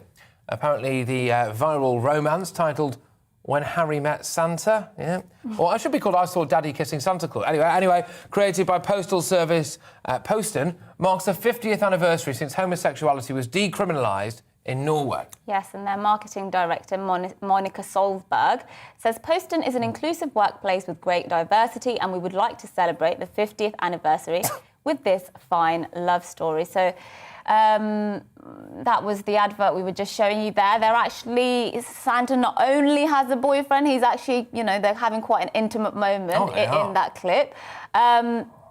Is it I mean, what do you think? This is obviously something which is destined to split a lot of people. Well, I'll tell you what, I've never heard of Posten before. Yeah, so, I mean, I think it's a Norwegian thing. Well, yeah, but now it's global, isn't it? Everyone's talking about this thing, and fantastic. The next time I'm in Norway, I'll post something with Posten. You know, I would have had no idea before. But look, I mean, the thing is, like, does it matter? But I suppose. Does it matter that, as in, it's not a big deal in a way? Yeah, but then I suppose that if this is an advert which is out on national television, I'm assuming it is in Norway, then, you know, kids see it, don't they? I'm not saying that kids shouldn't see things that relate to homosexuality. I'm just saying, you know, that's not the traditional story of Santa, is it? Yeah, I mean, what, you know, men kissing on TV, I mean, I'm not going to lose sleep over it. But it's just, did they have to use... Santa? I mean, I feel like there could have been a less divisive way, and perhaps they wanted to be divisive so everybody can see it and talk about it. But if they wanted to celebrate this 50th anniversary and wanted it to have a Christmas theme, there would have been less antagonistic ways, I feel, to do that. Well, what they don't show you there is that Mrs. Claus now presumably is just locks herself away in her bedroom all day, every day. She can't stop crying. All those years wasted. All those years of Santa living a lie. Maybe next year we'll see Trans Santa. Trans Santa. Yeah. Yeah, we could. Well, we could. Yeah. Absolutely. Well, yes. I mean, it's an interesting one. I suppose at least he's finally come out of the chimney. Yeah. Terrible. Anyone? Absolutely Anyone? terrible. No. Let's go to some of your views. Let us know what you think. What would you think if this advert was playing on British TV? Yes, well, let us know. Look, seriously, what do you think? I imagine we're about to get inundated with views about Santa. Right, there's been lots of people. Yes, right. So just moving away before those views come flooding in, talking about the channel, build a new processing centre in far north Scotland. Everybody will be happy. That's from G. There we go. Of course, that's in relation to the tragic events that happened last night. And there is a lot of that. Baby in Westminster, Creasy's baby. Amanda's been in touch. Babies wail. They create a problem if you're needing to listen or debate, and they are not a place for work. There is a crash. She's victimising herself. That's from Amanda. That is a common view many people are holding on this issue. But let's move away for a second from that. We have some news just coming in. Richard Madeley has been rushed to hospital after falling ill on the set of I'm a Celebrity, Get Me Out of Here. The 65-year-old TV presenter is currently part of the ITV reality show that is based in Wales this year. Yeah, gosh, well, an ITV spokesperson has said Richard was unwell in the early hours and was immediately seen by our on-site medical team. He's since been taken to hospital as a precaution. The health and safety of our campmates is a priority. So this medical episode is happening a day after he took part in a trial on the show, which saw him drenched in rotting fruit and fish guts, apparently. Yeah, I mean, I'm not surprised. The things they put them through, this is another one, isn't it? This is another debate. I don't understand why I'm a Celebrity, Get Me Out of Here still happens almost, because it's like, why? What is the point? Yeah, I mean, I must say I was waiting and have been waiting for quite a while for the eco lot to get involved with I'm a Celeb. I mean, the amount of cockroaches that die every single episode, or the amount of these bugs and, biting the heads off live witchetty grubs when it was in Australia. I don't know what they're doing now in Wales, probably something sheep-related, I would imagine. But, I'm surprised that the pro-animal lot, Animal Extinction or whatever they're called, Animal Rebellion, haven't gone and got hold of it yet. And I would assume if you are being drenched in rotting fruit and fish guts, there's a high possibility it will make you ill. Yes, yes. But then the money's good. Yeah, they do get paid. The money's good. A lot. A lot. So anyway, we've given you that breaking news there, and let's go to let's go back to the inbox. Yes, we will indeed. So lots of people getting in touch about Gay Santa. And we've had... Where is she now? I saw this one before. Yes, Lily has said... No, sorry, Marilyn has said... actually, it's just the fact that seeing Santa kiss anyone can be a little bit upsetting. The whole story was quite a magical one. The story of Santa, etc., was, of course, very real. Just saying the idea of sexualising Santa in general. Yeah, I don't think... I mean, if it had been Mrs. Claus, as you say, and it was just a nice, endearing kiss, I don't think that would have been classed as sexualising Santa. Maybe it's because it is a man and it's a gay couple that people think it's a bit too sexual. Either way, I'm not sure. Yeah, it will raise a lot of questions, I think, for a lot of the children. Yeah, Daniel's been in touch, Daniel. A great point. I won't read out every single word of what you just said, Daniel, for obvious reasons, but he says that he doesn't think that the Santa advert goes far enough. Santa could put a costume on and work for Girl Guides. So there you go. That's one way of putting it. Houses in the Commons. Babies in the Commons. Houses in the Commons. Houses in the Commons. Babies in the Commons. Houses everywhere. Yes. People are making a salient point. I think that babies, have other certain bodily functions at times. Yes. Do they really need that in the House of Commons during a debate? Well, I mean, I assume the baby wears a nappy. Well, fingers crossed. Yeah, hopefully. Otherwise, we really have got a problem. Some people are actually genuinely very angry about the old Santa advert as well. So the CFC is saying it's ruined Santa's magic. That's from Helen. Yeah, it's all a bit odd. But keep your views coming in onto our email, gbviews@gbnews.uk, and we'll be back with more of today's top stories and plenty of your views after the break. But first, let's give you the weather. It's time to remind ourselves there's always another winter. Canary Islands sponsors the weather. Good morning. Fine and sunny, if somewhat cold today, but from tomorrow onwards the weather's going to get very lively, starting with some very strong winds on Friday across northern Britain, and all parts of the UK likely to be very blustery on Saturday. That's going to come from this area of low pressure that is developing at the moment between Iceland and Greenland. Back to the UK though for today. We've had this cold front crossing the UK, introducing clearer skies, so plenty of sunshine around through the morning, but it is pretty cold out there, accentuated by the wind, which is blowing in a few showers across eastern England, rain showers here, and maybe Pembrokeshire and Cornwall too. Snow showers though over northern Scotland, mostly over the hills. At low levels, a mixture of rain and hail. The wind's steadily easing through the day, but nevertheless, it's going to feel cold out there. 5, 6, 7, maybe 8 degrees, but add on that wind, and it really does feel pretty cold this morning. It'll turn cold quickly this evening as well, with the frost forming fairly sharply. But look at this. Here comes that low pressure system we saw earlier. A bit of snow on the hills, but mostly rain overnight across northern Britain. And then the winds start to strengthen yet again as this rain pushes southwards across England and Wales during Friday. And then the colder air really hits northern Scotland, so the rain showers turning back to snow, down to relatively low levels through Friday, and the winds start to strengthen later in the day.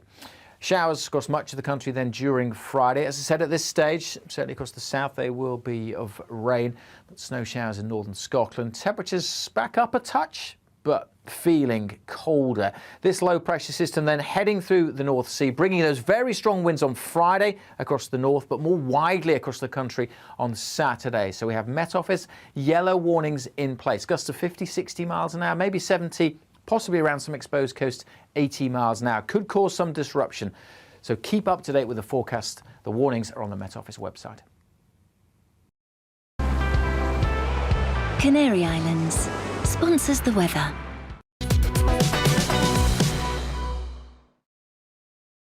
You're watching GB News live across the UK and the world on our digital stream. GB News is Britain's news channel. We are the UK's home of discussion and debate from all perspectives. We are here for you. Don't forget to join our YouTube community by clicking on that subscribe button.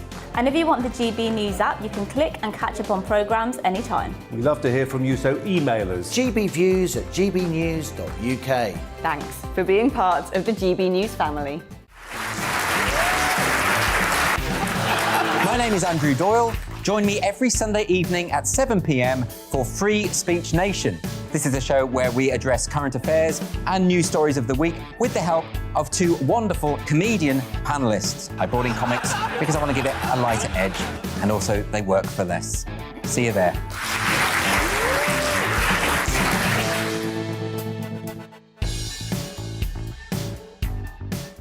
Join my show Farage, 7 p.m. till 8 p.m. Monday through Thursday, and there you will get opinion, analysis, debate, and I'll cover stories that nobody else dares to touch. And then for the last 15 minutes, talking pints. We're over a drink. We have a civilised conversation with someone. We very often disagree, but we do it in a grown-up way. Come and join me on Farage.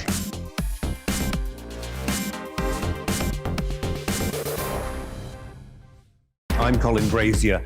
I've reported from more than 70 countries around the world, covered wars from Afghanistan to Iraq, from Lebanon to the Balkans. I'm trying to bring that experience, that feel for events, to the studio. And something else, I'm ready to give an opinion. Today's stories with a spark. Brazier from 8 p.m. weekdays on GB News.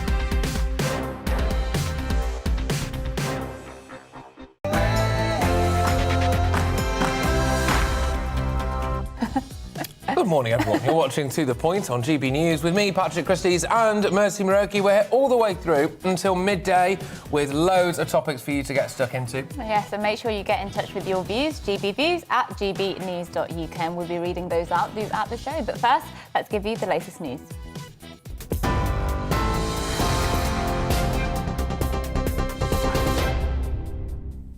Good morning, I'm Rosie Wright. This is your news at 11 o'clock. A border force boat with 10 migrants on board and a lifeboat carrying up to 50 migrants have arrived in Dover this morning. It comes after a boat capsized yesterday and 27 people died trying to make the crossing. It's the worst incident of its kind in the Channel since the current migrant crisis began. The Prime Minister is calling for joint police patrols in the Channel with France to try to stop migrant crossings. Former head of UK Border Force Tony Smith told GB News that people smugglers are currently winning the battle, not the government. I think two civilised countries like the UK and France, both signatories, founder members, if you like, of the 51 Convention, should first and foremost agree a strategy that's going to stop to save lives and to put the smugglers out of business. At the moment, they're winning this because the business model is such that, well, all you've got to do is give me €5,000, get in this little boat, and they don't care about human life. I've dealt with them myself. They don't care about human life. They're just interested in the money. Energy supplier Bulb is to be given nearly £1.7 billion in government support after the company collapsed earlier this week. The public financing will ensure its 1.6 million customers continue to receive their energy. The company was put into special administration on Wednesday, meaning it can continue to operate until a potential buyer can be found or until its customers leave. A 34-year-old man is going to appear in court today in connection with the death of a couple in Somerset. Colin Reeves has been charged with the murders of Jennifer and Stephen Chappell. The couple were killed at home as their children slept upstairs on Sunday. A second man, aged 67, was arrested on suspicion of the two murders and was released under investigation on Tuesday. More than 5,500 alerts of sewage being discharged into coastal waters were issued by water companies last year, a new report has found. The campaign group Surfers Against Sewage found that 1 in 6 days out of the official bathing season were unswimmable last year because of pollution near beaches. Well, that marks an 87% increase on last year's figure. The government's expected to give the green light on proposals for English football's independent regulator. It was the key recommendation of the fan-led review that was commissioned in April after the European Super League row. 6 English Premier League clubs formed part of the breakaway before pulling out of the plans after significant backlash.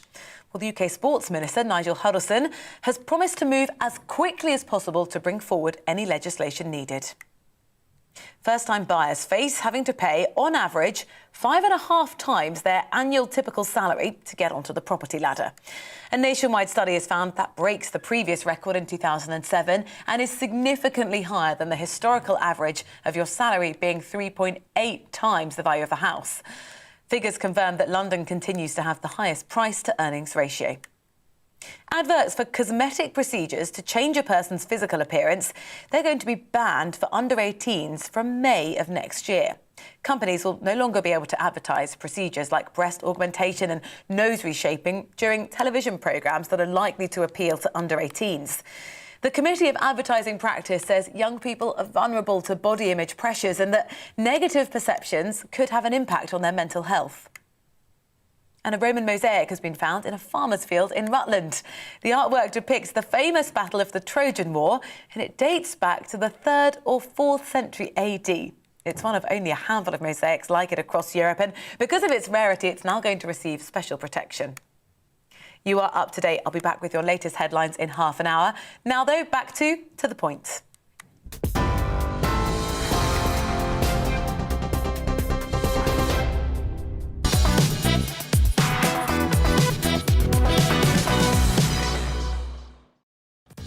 Good morning, you're watching To The Point on GB News with me, Mercy Muroki, and Patrick Christys, and we're here with you until midday, giving you the big stories of the day and our opinions on them. So here's what's on the menu for the next hour. Well, after at least 27 people drowned in the Channel yesterday, the UK and France have agreed on the need for cooperation. We'll be with our Home and Security Editor, Mark White, to get the latest on that. Yes, and for our feature, The Controversy, today, sexual health experts say children as young as 11 are learning about sex from pornography. So just how big is our society's porn problem? We'll discuss a bit later. And a Norwegian Christmas advert has given Santa a boyfriend in a move that has been described as beautiful, powerful, progressive. Why has Mrs. Claus been shelved? That's what I want to know. Yes, so we have all of that coming up and much more across the programme. And get in touch with your views, GBViews at gbnews.uk, and we'll read those out across the next hour. But first, Patrick gives his views on the NHS.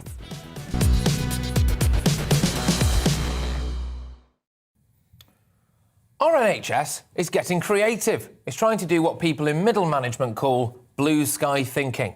They're getting out of the box. I'm honestly not making this up, by the way. This is a real thing that's potentially about to happen. Handymen will be sent round to fix drafty and mouldy homes in a bid to reduce pressure on overstretched hospitals. The teams, a collaboration between the NHS and local councils, combine GPs, nurses, social workers and plumbers. Town halls would pay for any repair work, not the health service. NHS England wants all areas of the country to provide a comprehensive service by next April. The work they may do involves fitting handrails to prevent falls among the elderly, or cleaning mould from the walls to improve breathing problems among children. Maintenance units could also fix leaks or seal drafts. Now, part of me genuinely thinks this is a really good idea. I mean, it is a bit, isn't it? Things like damp, poor disabled facilities in the home, drafts, they do make vulnerable people ill, and they do end up in hospital. Our hospitals are supposedly overwhelmed. I mean, when are they not? But they are. Ambulance waiting times are up. GP appointments are like hen's teeth. If we can sort out issues with vulnerable people's homes that gives them a better quality of life and less chance of getting sick, then I'm all for it. There is a bit of an issue, though. How do we pay for it? Apparently, home repairs are going to come out of local councils' budgets, so basically that means more tax, doesn't it? All of a sudden now, you're getting taxed twice, aren't you? One, to pay for the health and social care budget. Then again, to pay for, well, essentially the health and social care budget. So there's that. But there's another NHS creativity project that's taking place, although I fear it may be a similar creativity project to the one carried out by Frankenstein. There are plans to scrap tens of millions of unnecessary hospital follow-up appointments. I think unnecessary is in the eye of the beholder, isn't it, really? What an NHS pencil pusher may regard as unnecessary, Shelley from number 42 might regard as being absolutely flipping vital for her personal health. Health service leaders in England are finalising a radical plan under which hospital consultants will undertake far fewer outpatient appointments and instead perform more surgery to help cut the NHS backlog and long waits for care that many patients experience. It's been called the Elective Recovery Plan. Under the plan, patients who've spent time in hospital would be offered only one follow-up consultation in the year after their treatment, rather than the 2 or 3 or even 4 that they might get now. One bright idea for still making sure that people can get a follow-up appointment if they want one is by allowing them to use an app to let their hospital know that they're sufficiently worried about their own health and that they want to see a doctor sooner than their next scheduled appointment. I mean, it's a bit of a joke, this. I mean, we might as well just cut to the chase, frankly, and make old people perform their own surgeries. A call handler could just talk them through it, couldn't they, on the phone? This is just sweeping stuff under the carpet. We have a broken NHS, an unworkable system, and when we're having to resort to putting draft blockers up in people's homes and making sure they use technology that they can't understand to beg for a checkup, I think we have to acknowledge that it's not really fit for purpose, is it?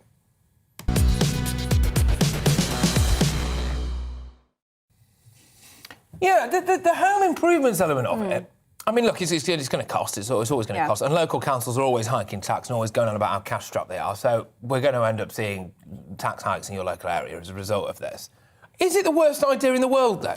You know? It's not. The NHS is already, we're already spending so much on the NHS budget. I think 40-something, I can't remember the latest figure, but we spend so much on it, and I worry that the state is becoming just far too big for its own good. And it almost... We expect the state to do everything for us now, don't we? We want them to... obviously there's the basic things like welfare and health, but more and more things are coming under that bracket. And I'm not personally comfortable with expanding the state so much, especially when the tax burden is already at its highest for, ordinary people, basically, their income tax. I don't want, and national insurance tax, of course, which has been increased to pay for health and social care as well. I don't want people to carry on paying more tax infinitely just to fund what is obviously, to me, it seems like a broken healthcare system that can't have enough cash thrown at it. It needs fundamental reform.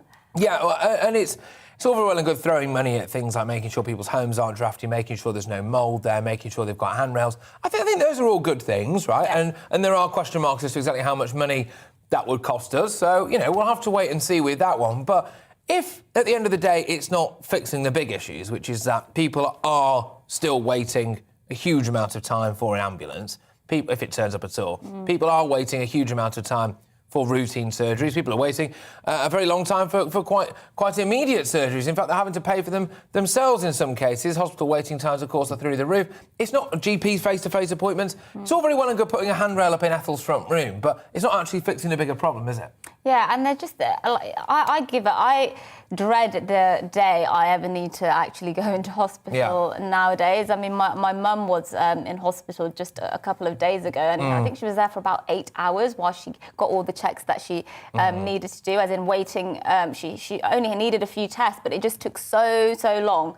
And I just dread actually being somebody who is in desperate need of proper healthcare, because clearly people aren't getting it. Clearly our NHS is really just not doing what it's supposed to do at this moment in time. No, not a health service, some would say. Anyway, just moving away from that now, dozens of people have unfortunately drowned after a migrant boat sunk while attempting to cross the Channel. France's Interior Minister says that 5 women and 1 child are among the 27 known to have drowned, while 2 people have been rescued. Yes, the International Organisation for Migration says it's the biggest single loss of life in the Channel since it began collecting data in 2014.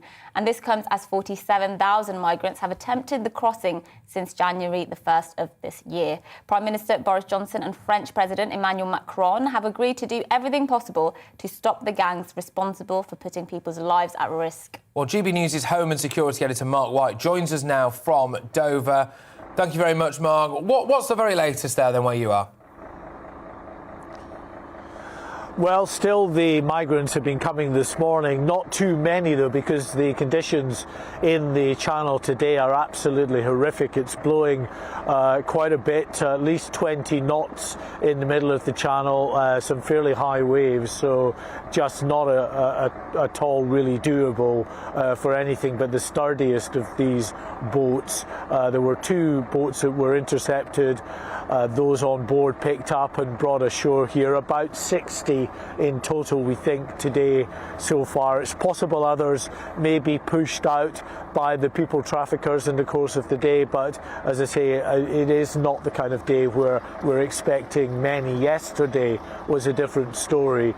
The weather conditions had improved to the extent where we had boat after boat getting out into the English Channel. We were there. We chartered a boat to go out into the middle of the water there to see these small boats coming through into British territorial waters. We didn't have to wait long. It was first light when we saw a smallish boat about 7 metres long, 22 people on board that vessel, so packed out with people, mainly men, but 2 women and a child as well. They switched off their motor.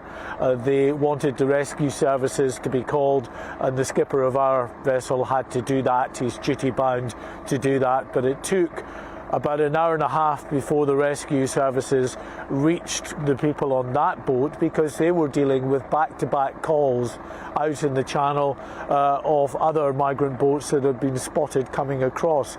Now, the boat that we saw had come from a stretch of beach between Calais and Dunkirk, the very same stretch of beach where the boat that capsized had come from just a few hours later, on the same route across the Channel, but didn't quite make it into British waters. It was just on the French side of the English Channel when we understand that this inflatable, which was 9 metres long, started to deflate, and those on board were obviously then tossed into the water.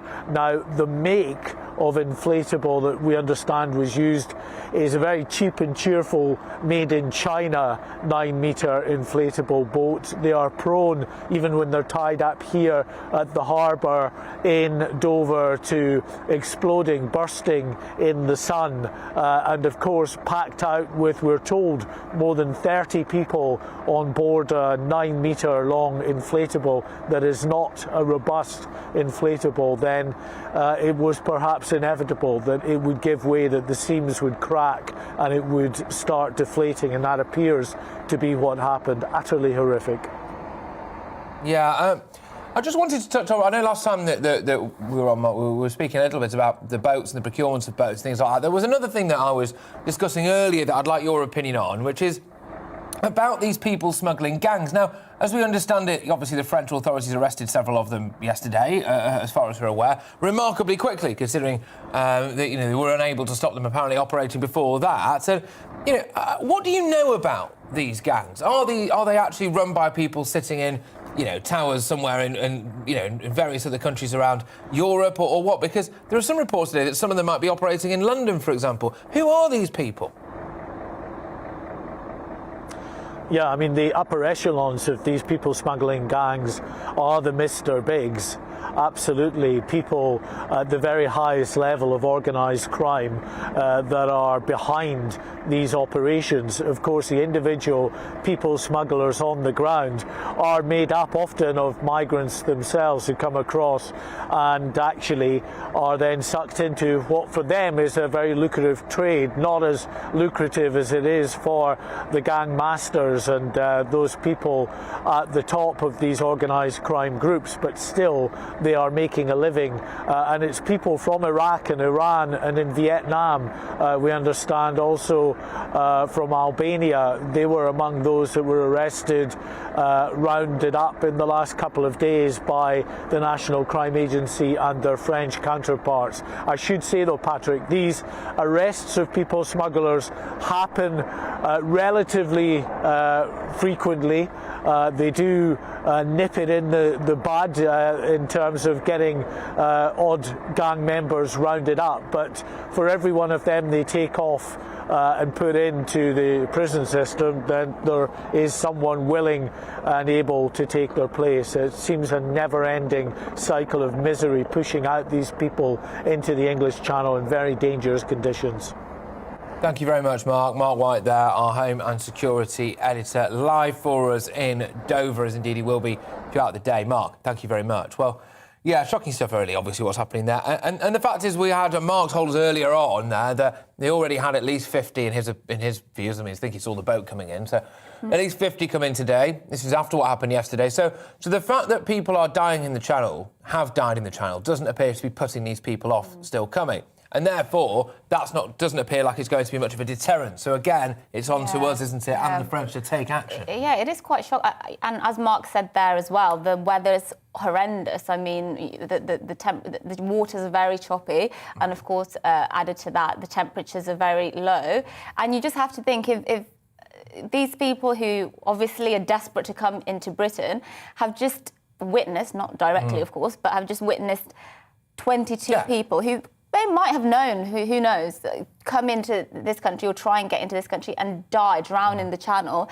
And the very next morning, they're still willing to get on one of the same sorts of vessels, these rubber dinghies, and still try and make it here. It begs the question about how desperate and why they are so desperate to be fleeing from France, which many, are always keen to remind others that it is a safe country. So clearly France is not doing its duty as well to ensure that the well-being of these people is upheld, because they're that desperate. Absolutely. Alan's been in touch and he's hit both of the points that I think, anyway, personally, as a country, we now need to be focusing on. We're not going to get any help out of the French government, it looks like. We're not going to end up getting value for our money for the 58 million big ones that we've sent them to stop these boats. It doesn't look like the French are going to let us set foot on their beaches with British troops. So the two things that I think as a country we can do is stop the manufacturing and procurement of these boats and go after the people smuggling gangs. And this is exactly what Alan's saying. Alan, you're a man after my own heart. Thank you very much. Yes, thank you for your views, and keep them coming in, gbviews at gbnews.uk. But after the break, do young Britons suffer from an oversaturation of internet porn? Well, we'll be speaking about that after the weather, and we'll be asking whether porn is ruining young people's perception of sex and relationships. Stay with us for that. It's time to remind ourselves there's always another winter. Canary Islands sponsors the weather. Hello. This morning, the Met Office have named Storm Arwen. It's arriving through Friday and lingering into the weekends. Warnings have been issued, including amber warnings across parts of the northeast of England and eastern Scotland. The storm system has really yet to form, but it is drifting southwards over the next 24 hours. And the worst effects will be on Friday afternoon as the isobars squeeze together. Very strong winds across northern Scotland initially, but strong winds developing almost everywhere by the end of Friday. back to this afternoon, and well, for many it's a fine day out there, dry and sunny. There's a cold wind blowing, bringing a few showers across eastern England and a few for Pembrokeshire and Cornwall, and some wintry showers in northern Scotland. But otherwise, largely dry and bright, but it is cold. Temperatures 5 to 8 degrees. Add on that wind and it feels even colder.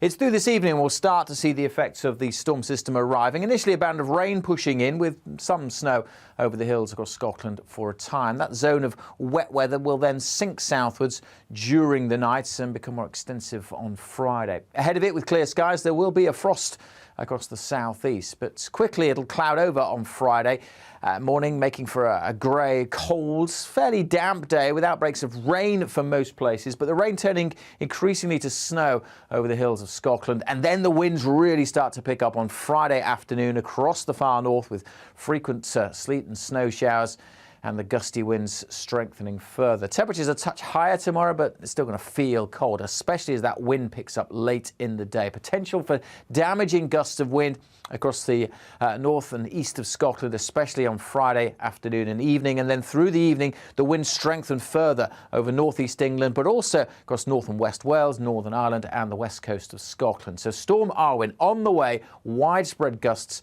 disruption is possible. Keep up to date with the forecast. The warnings are on the Met Office website. Canary Islands sponsors the weather. You're watching GB News live across the UK and the world on our digital stream. GB News is Britain's news channel. We are the UK's home of discussion and debate from all perspectives. We are here for you. Don't forget to join our YouTube community by clicking on that subscribe button. And if you want the GB News app, you can click and catch up on programmes anytime. We love to hear from you, so email us. gbviews@gbnews.uk. Thanks for being part of the GB News family. My name is Andrew Doyle. Join me every Sunday evening at 7 p.m. for Free Speech Nation. This is a show where we address current affairs and news stories of the week with the help of two wonderful comedian panellists. I brought in comics because I want to give it a lighter edge, and also they work for less. See you there.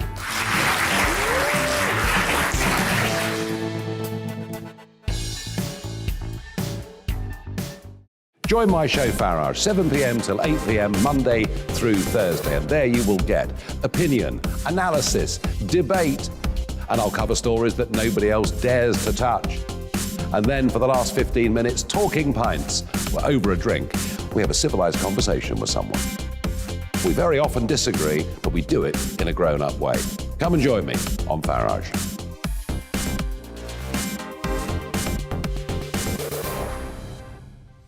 I'm Colin Brazier. I've reported from more than 70 countries around the world, covered wars from Afghanistan to Iraq, from Lebanon to the Balkans. I'm trying to bring that experience, that feel for events, to the studio. And something else, I'm ready to give an opinion. Today's stories with a spark. Brazier from 8 p.m. weekdays on GB News. Join us for the Political Correction. We're here every Sunday to correct politics and put you, the people, back in charge. We talk about all areas of the United Kingdom, including Northern Ireland. Our debate goes way beyond the Westminster Village. It's about the real country. It's about your opinion. So please, we want you to tell us what you think. This is the Political Correction. Every Sunday morning from 10 a.m. here on GB News.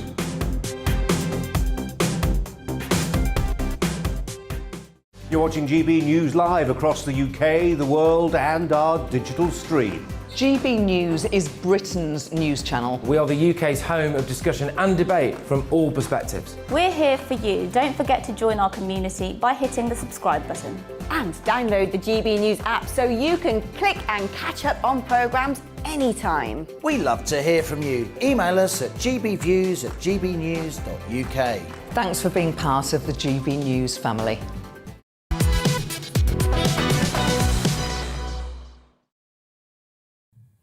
Now, primary school students are learning about sex from pornography, a sexual health expert has warned. An increasing number of children, some as young as 11 years old, have already been exposed to online pornography.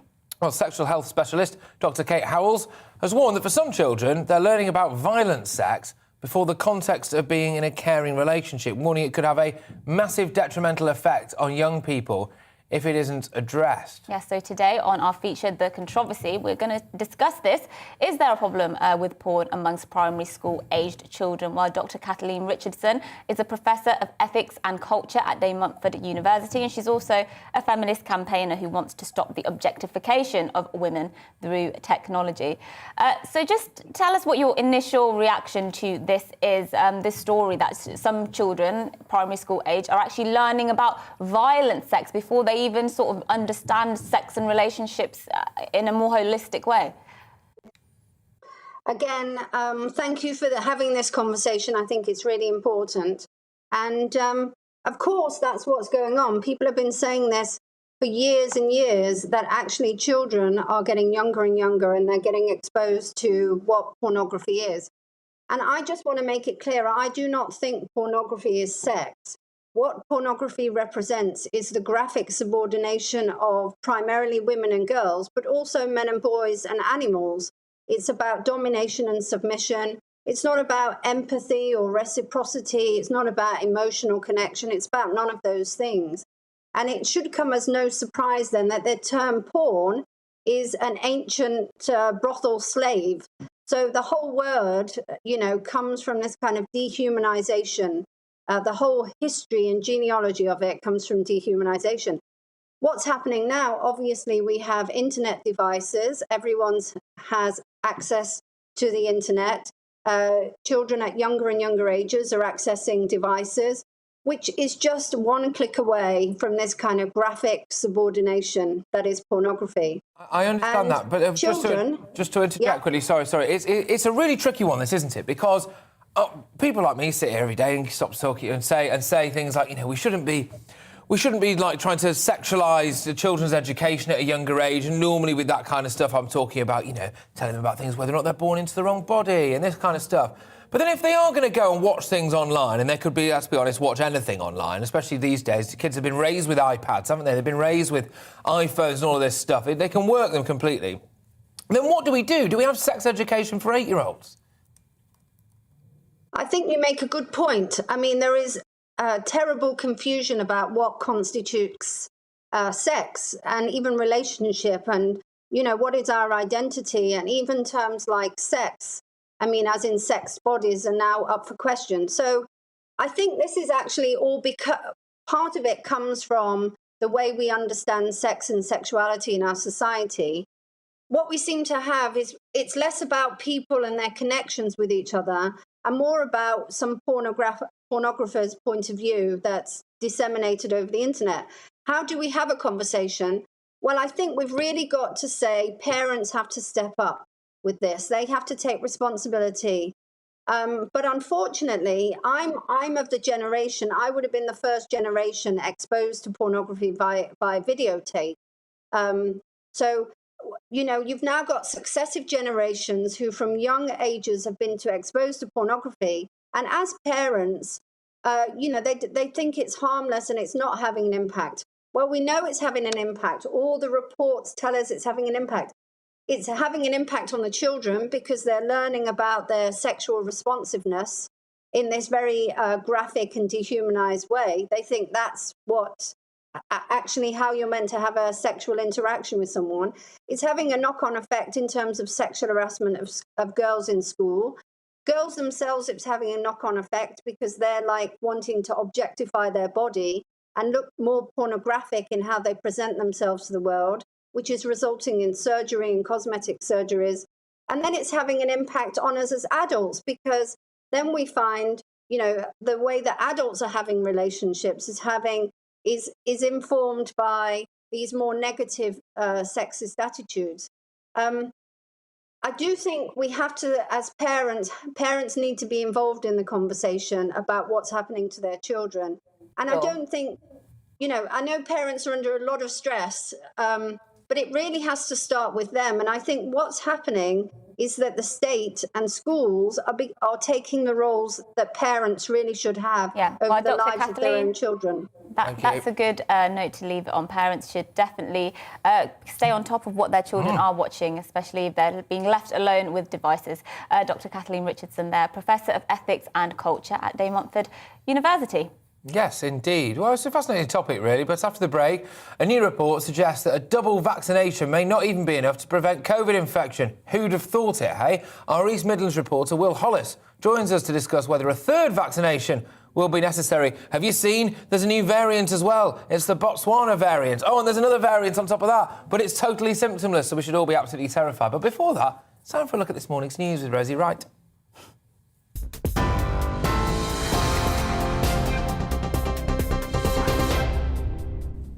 Good morning, I'm Rosie Wright. Let's get you up to date. A border force boat with 10 migrants on board and a lifeboat carrying up to 50 migrants arrived in Dover this morning. It comes after a boat capsized yesterday and 27 people died trying to make the crossing. It's the worst incident of its kind in the Channel since the current migrant crisis began. The Prime Minister's calling for joint police patrols in the Channel with France to try to stop the migrant crossings. The government is going to give energy supplier Bulb nearly £1.7 billion after the company collapsed earlier this week. The public financing will ensure its 1.6 million customers continue to receive energy. The company was put into special administration on Wednesday, meaning it can continue to operate until a potential buyer can be found or until its customers leave. A 34-year-old man is going to appear in court today in connection with the death of a couple in Somerset.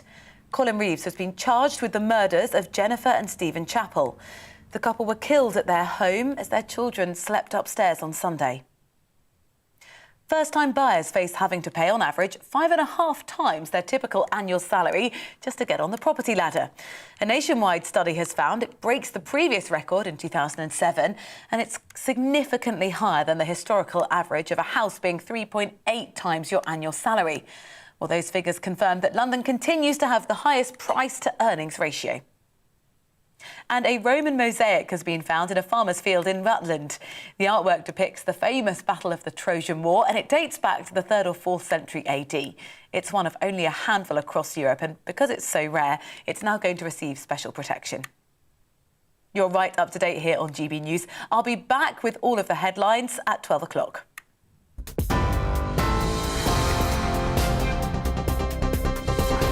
You're watching GB News live across the UK and the world on our digital stream. GB News is Britain's news channel. We are the UK's home of discussion and debate from all perspectives. We are here for you. Don't forget to join our YouTube community by clicking on that subscribe button.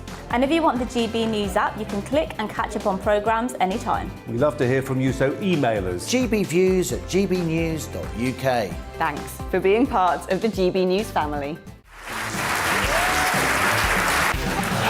My name is Andrew Doyle. Join me every Sunday evening at 7 p.m. for Free Speech Nation. This is a show where we address current affairs and news stories of the week with the help of two wonderful comedian panellists. I brought in comics because I want to give it a lighter edge, and also they work for less. See you there.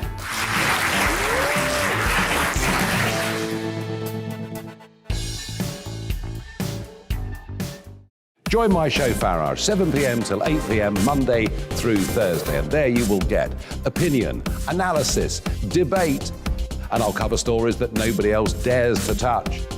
And then for the last 15 minutes, talking pints. We're over a drink. We have a civilised conversation with someone. We very often disagree, but we do it in a grown-up way. Come and join me on Farage.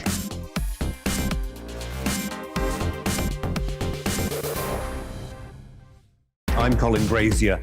I've reported from more than 70 countries around the world, covered wars from Afghanistan to Iraq, from Lebanon to the Balkans. I'm trying to bring that experience, that feel for events, to the studio. And something else. I'm ready to give an opinion. Today's stories with a spark. Brazier from 8 p.m. weekdays on GB News.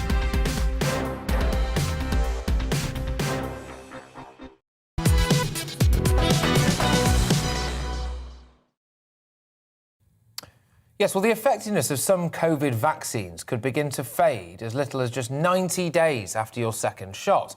That's according to a new Israeli study of the Pfizer-BioNTech vaccine. Experts found that the risk of infection from coronavirus increased after 3 months, indicating the need for another dose of the vaccine. And this comes as the British government continues to encourage people aged 40 and over to get the jab. Well, with more on this story is our East Midlands reporter, Will Hollis, who joins us now. Will, which vaccines does this apply to? Or is it all kinds of vaccines affected? What's really going on here? Now, this particular study relating to this Israeli research centre, this one's been particularly looking at Pfizer. So essentially what it is around 8,000 people who had a positive COVID test over a period of time compared to 8,000 people who had a negative test. They assessed the data, they looked at it. Under 90 days, about 1% of people were likely to catch COVID. Over 90 days, it moved up to 2%, so already a very small change there. And after 180 days, it turned up to something like 15%. So it showed that gradually over time, the effectiveness of the second dose in as early as 90 days, it does start to wane, and it does start to get a little bit more likely that even if you have had a COVID vaccine, that you're at risk of infection. Doesn't this just mean the prospect of endless booster jabs every couple of months? What are the implications of this? Yeah, so that's a really important point. I think it is key to remember that the flu the flu jab is something that a lot of people choose to and decide is the best thing for them to get every year, because you're not protected from flu all the way throughout the year. Obviously, over the year and summer, it gets a bit warmer. You're less likely to get infected from something like that. But over that period of time, it is likely that your vaccine has wore off. And that's something that the World Health Organization and SAGE have been saying throughout. I think what we refer back to, though, is that period just before summer when everybody was really keen to get out of those lockdowns, was really keen to get down to the pub, was to go out on holidays. Maybe some people felt like the second vaccine, going and doing your duty for Britain, getting out there, getting your double jab was going to be the end of it, when in actual fact these things are ongoing. And in reality, if we are going to be living with COVID for the next decades and years to come, for generations to come, it seems that those boosters are going to become a key part of our lives. Now, it's important to remember as well where we are in the yearly calendar. We're just about to delve into Christmas. As soon as it's December the 1st, people will be chucking on all their Christmas trees. I'm sure, Patrick, you probably already started on your Christmas snap. And what the government is saying is, if you want to protect your family at Christmas, now is the time to get your booster. So who can get that booster jab? Well, you have to be over 40. People in the older age brackets have already been invited. 15 million of them have already chosen to get their vaccine, to get their third booster vaccine, as well as you have to be have had that second vaccine 6 months ago. So there are a few requirements. There's a couple of things either side for health and things like if you're in a care home and you're going to be getting your flu vaccine, you can get it if you've had your second dose 5 months ago. They'll make some exceptions for that, but yeah, they're really focused on that 40 age group, that kind of middle of the ground where some people might think that, yeah, I don't need a vaccine, I don't need a booster shot, I've already had it, when in actual fact those numbers do rack up, and that's when people do end up clogging up hospital, and we end up with a situation like we had last Christmas, where a lot of people ended up in that position, and we ended up having to go into a national lockdown. Yes, fantastic stuff. Well, I thank you for braving the elements for us. It looks pretty chilly in Nottingham, I must say. Yeah, it's very cold today. I'll say earlier, it was a hell of a lot colder. It's when you're standing in one place that is a problem. When you're moving around, when you're getting to do vox pops like yourself and moving between talking to people, it's a little bit easier. But when you stood in one spot, it does get very cold. I can imagine it'd be ironic if you actually caught a cold while you're telling us all about flu jabs and COVID jabs and everything like that. We'd have to do something about that, wouldn't we? East Midlands reporter there, the wonderful Will Hollis, who's joined us from Nottingham, just discussing your jabs. How do you feel about this, ladies and gents? GBviews at gbnews.uk. Is this a never-ending cycle of vaccination now that we're trapped in? You know, the ability of it to stop you actually getting the coronavirus does appear to fade pretty quickly. I don't see how else it's going to end, really. So. No. maybe we are just supposed to, or vulnerable people at least, will just face an endless future of being double jabbed or being vaccinated, sorry, like they do with flu, or even more frequently, who knows? Yes, well, potentially. I tell you what, that's a bleak existence, isn't it? But there we go. Loads of people have been getting in touch with us, fading vaccination.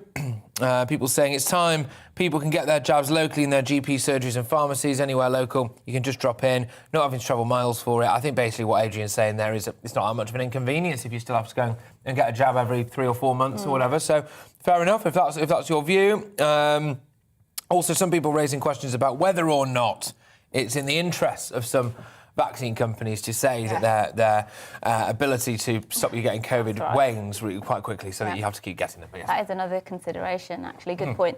Keep your views coming in, gbviews at gbnews.uk, and we'll go to a few more of them very shortly. But for now, COVID is causing a confidence crisis in young people. That's according to the Prince's Trust. Whilst young people might feel like they've been an afterthought during the pandemic, Community Action Nottingham is providing an outlet for young volunteers to help struggling communities in the East Midlands. Well, to date, Community Action Nottingham has removed waste from fly tipping sites and runs multiple local projects through community centres, including feeding the homeless. Yes, well, Sam Harris is an activist and co-founder of Community Action Nottingham, whose volunteering projects have received praise from local MPs and councillors, and he joins us now. Thanks for joining us this morning. Just tell us a bit about Community Action Nottingham and why you set it up.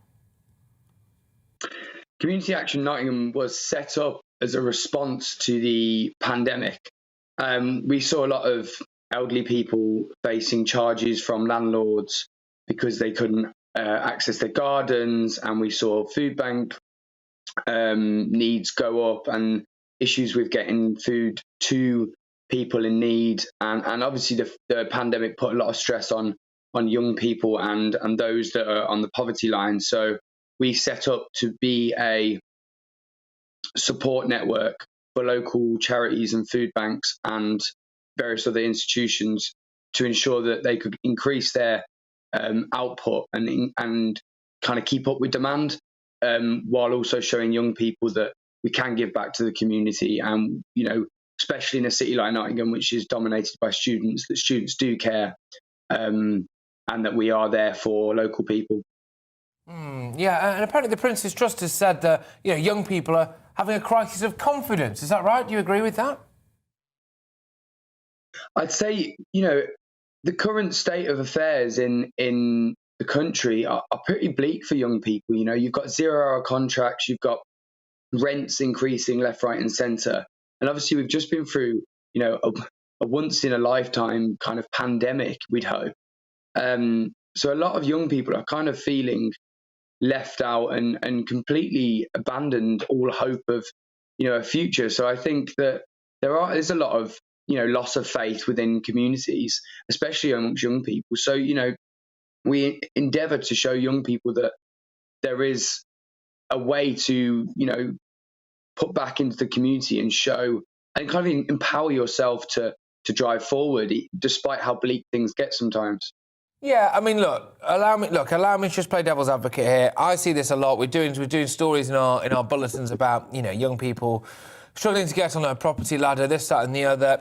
You know, is there a massive if there is a massive crisis of confidence, and if there is this idea now that this country is very bleak for young people, you know, isn't it up to young people to get off their backsides and start trying to make something of their lives? And, you know, instead of going and spending 30 quid on a rooftop cocktail somewhere in London, not saying that you did this, maybe siphon some money off for your deposit and stuff like that. You know, is it a bit of a self-fulfilling prophecy, this misery of the young?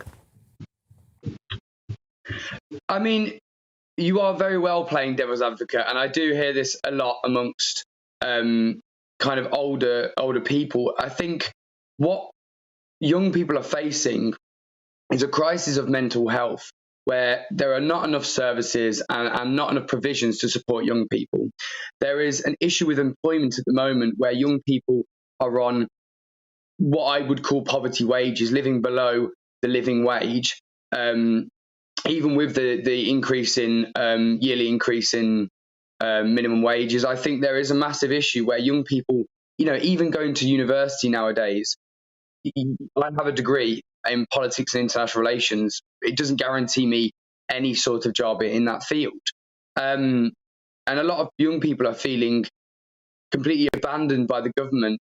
You know, we've got youth centres been slashed, you know, youth provisions have been slashed, and we're seeing our local areas, you know, crime on the increase, especially in inner city areas. So I think young people have the right to feel completely let down by the government, especially when you look at the renting market and such like that. But I think there is hope, but I think it's through supporting others. So a lot of people that came through community action, students, you know, I was able to help them with various housing situations, as well as them, you know, joining the food banks and helping out with local communities. So, you know, it's an endeavour to support each other.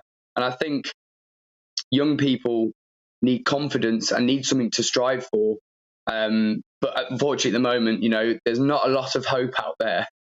Fair enough. And look, Sammy, you're doing great work, and thank you for at least allowing me to play devil's advocate for you and dealing with that rather well. Sam Harris there is an activist and a co-founder of Community Action Nottingham, which is a volunteering project, basically. They're receiving praise from local MPs and councillors, and maybe we need a little bit more Sam in our lives. Yes, I think you did make a fair point there, though. Yes. I think some young people, at least, do just sit around kind of moaning. And when I would say we probably haven't ever had it, maybe not ever, but we have it better than most generations before us, let's put it that way. I think the world is what you make it, isn't it? To an extent. I understand it's not the same for everyone, but you know, the world is what you make it to a point. And, you know, if you sit there and you decide to see the negatives and everything, then, you know, negatives come to you, don't they? But anyway, GBviews at gbnews.uk.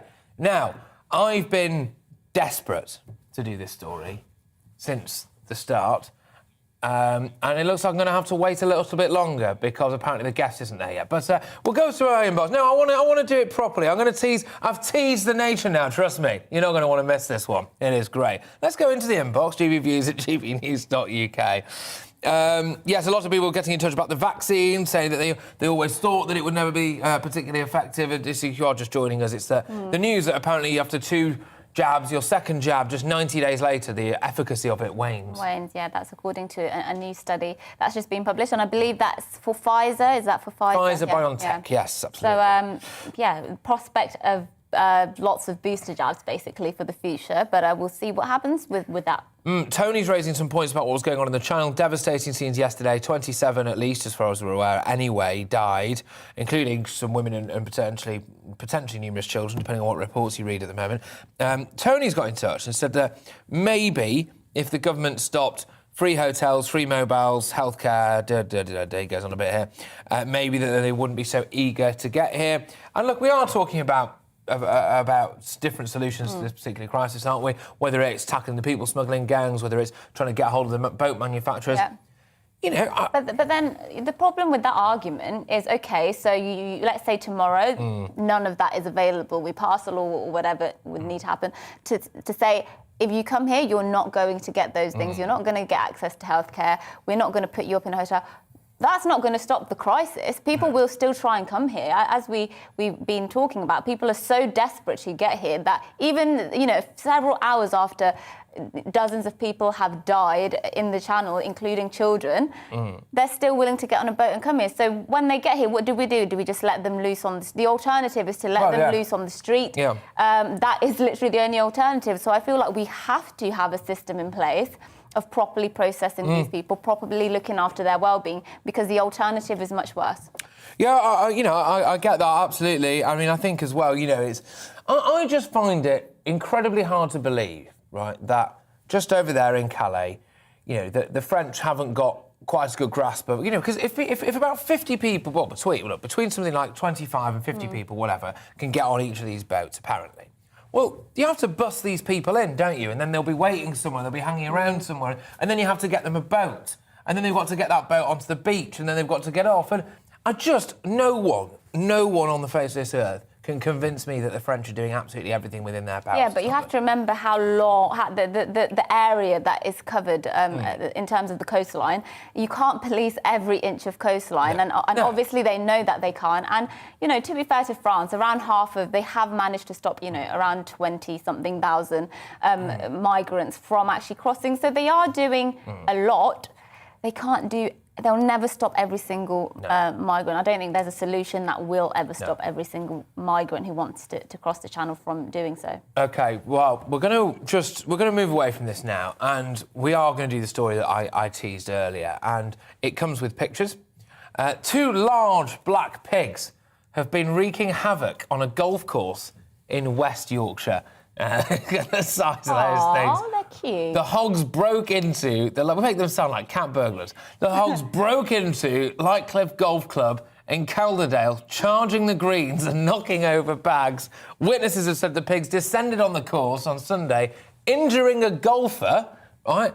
And then returned on the Tuesday. The pigs returned, and they injured another golfer. I shouldn't laugh, but it is slightly comical. What's going on with these pigs? I don't know. Just rattle their cage. I think they look really cute. Can we put the pictures back up? Let's have a look at these overly aggressive golf pigs. Let's have a look. I mean, they've had to shut the course down. I have a dilemma. Yeah, they've opened it back up, but they had to shut it for a while. They're really cute, aren't they? And I have a really huge dilemma here because I love pork a lot. I don't know if I've mentioned before, but I love pork, but those pigs look so cute. And we've only gone and done it, ladies and gentlemen. We've only gone and pulled it out of the bag. We've got Philip Marshall, the president of the golf club. Here he is. Hey, get in. Are the pigs still on scene? No, they've gone now. I've got some breaking news. First to this, the guy who got injured on Tuesday has just had a hole-in-one this morning. Hey, fantastic. That's good. What time's the hog roast at the weekend then, mate? Yeah, well, we had hot pork sandwiches on yesterday, but I think they were from another source. But yeah, it's quite unusual, isn't it? Yeah, all right. Where did they come from? I mean, how does this happen? You don't know. They first appeared on the course on Sunday, and an ex-president tried to shoo them off, and he got injured. And then they came back on Tuesday when the director in charge of greens tried to do the same, and he got injured as well. But we've made inquiries, and we just don't know where they've come from. We contacted the RSPCA, but just no idea. No idea. Just sorry, because I've obviously lost it a bit here now. But in terms of the injuries, they're all right, are they? What did they get? They were only minor, but in those sort of cases, you've got to obviously go for a tetanus jab, and the members went too. God. Yeah, well, so you say you haven't roasted the pigs. So where are the pigs now? Have you taken them in as pets? We don't actually know. They actually escaped onto a road here, pictures of them trying to butt a car. And they were put in a transporter and taken away. We don't know where they've gone. We had no information back. OK, and is the golf course all right? Have they ruined your greens? They did cause some particular damage to the ninth green, but overall not too much damage, no. I mean, the very strange thing about it is that they seem to be attracted by the colour blue. Interesting. You've got something blue, which is quite odd. Wow. Obviously, true blues. Gosh. No, I mean, that's incredible. That is incredible. OK, so, well, I mean, gosh, good luck to you. I mean, well, I think maybe now just explain to us, really, if you had to kind of up the security. Have you got CCTV footage of these pigs? Because if you have, I'd love to play it out tomorrow. No, they come in the CCTV range. I mean, no, like most golf courses, we've got 2 or 3 public footpaths that go across it, so it's very open to the public. I mean, we've never had anything like this before. It's an absolute. We do get deer coming on. Although we are generally in a quite built-up area, but one side of it's very open. But we've never had anything like this before. It's completely unusual. OK, all right, and just very quickly, it's a nice opportunity for you to just sell your golf club to the nation. What's so great about it? Lightcliff Golf Club, it's a beautiful 9-hole golf course. It's situated right in quite a built-up area, but it's got lovely views. I could show you now. The sun's shining, very, very friendly. Come and play, please. We welcome you. Good stuff. All right, well, thank you very, very much. I mean, that was absolutely incredible. Yeah. I loved that. Keep the good work. I watch you this. I was watching you this morning. Thanks. Like your channel. Oh, nice. Thank you very much. We've got a good fan there. That's good. Thank you so much for that. Really good stuff. Are you a golfer? I can see you. I've swung a club in anger a few times. Not on a golf course? Oh, what? No. Oh, yeah, no. Yeah, I play golf. Yeah, I know I don't. I did used to a bit, but I just lose all the balls. I'd be in the woods, I'd be in the sand, I'd be in the water. You know, I've always taken the view, and they won't thank me for this at the golf course, that golf ruins a good walk. But no, I do. It's not for me, but it's only because I'm rubbish at it, okay? I get that golf is a great sport, but I just can't play it to save my life. Yeah, well, GB views at GBNews.uk. We can go to a couple of your views before we end the show. Can we? Right, OK, good stuff. Right, well, how do we segue from pigs into anything else, frankly? Let's go on about, yes, young people. We had a chap on before who was saying that, basically, you know, there's young people have lost hope in Britain, and quite a few of you have said, hey, look, come on, these young people need to stop being so entitled. It's everyone else's fault. I think it's important to say, though, that they are obviously doing very, very good charity work, a lot of these people, and helping youngsters out. Yes, indeed. Well, that is it from us here at To The Point. But don't go away. Up next is the briefing with Gloria De Piero. But first, the weather. It's time to remind ourselves there's always another winter. Canary Islands sponsors the weather. Good morning. Fine and sunny, if somewhat cold today, but from tomorrow onwards the weather's going to get very lively, starting with some very strong winds on Friday across northern Britain, and all parts of the UK likely to be very blustery on Saturday. That's going to come from this area of low pressure that is developing at the moment between Iceland and Greenland.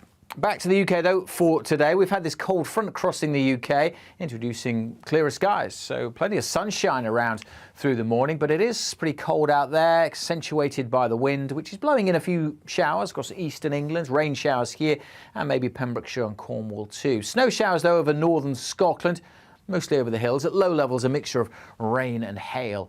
The wind's steadily easing through the day, but nevertheless, it's going to feel cold out there. 5, 6, 7, maybe 8 degrees, but add on that wind, and it really does feel pretty cold this morning. It'll turn cold quickly this evening as well, with the frost forming fairly sharply. But look at this. Here comes that low pressure system we saw earlier. A bit of snow on the hills, but mostly rain overnight across northern Britain. And then the winds start to strengthen yet again as this rain pushes southwards across England and Wales during Friday. And then the colder air really hits northern Scotland, so the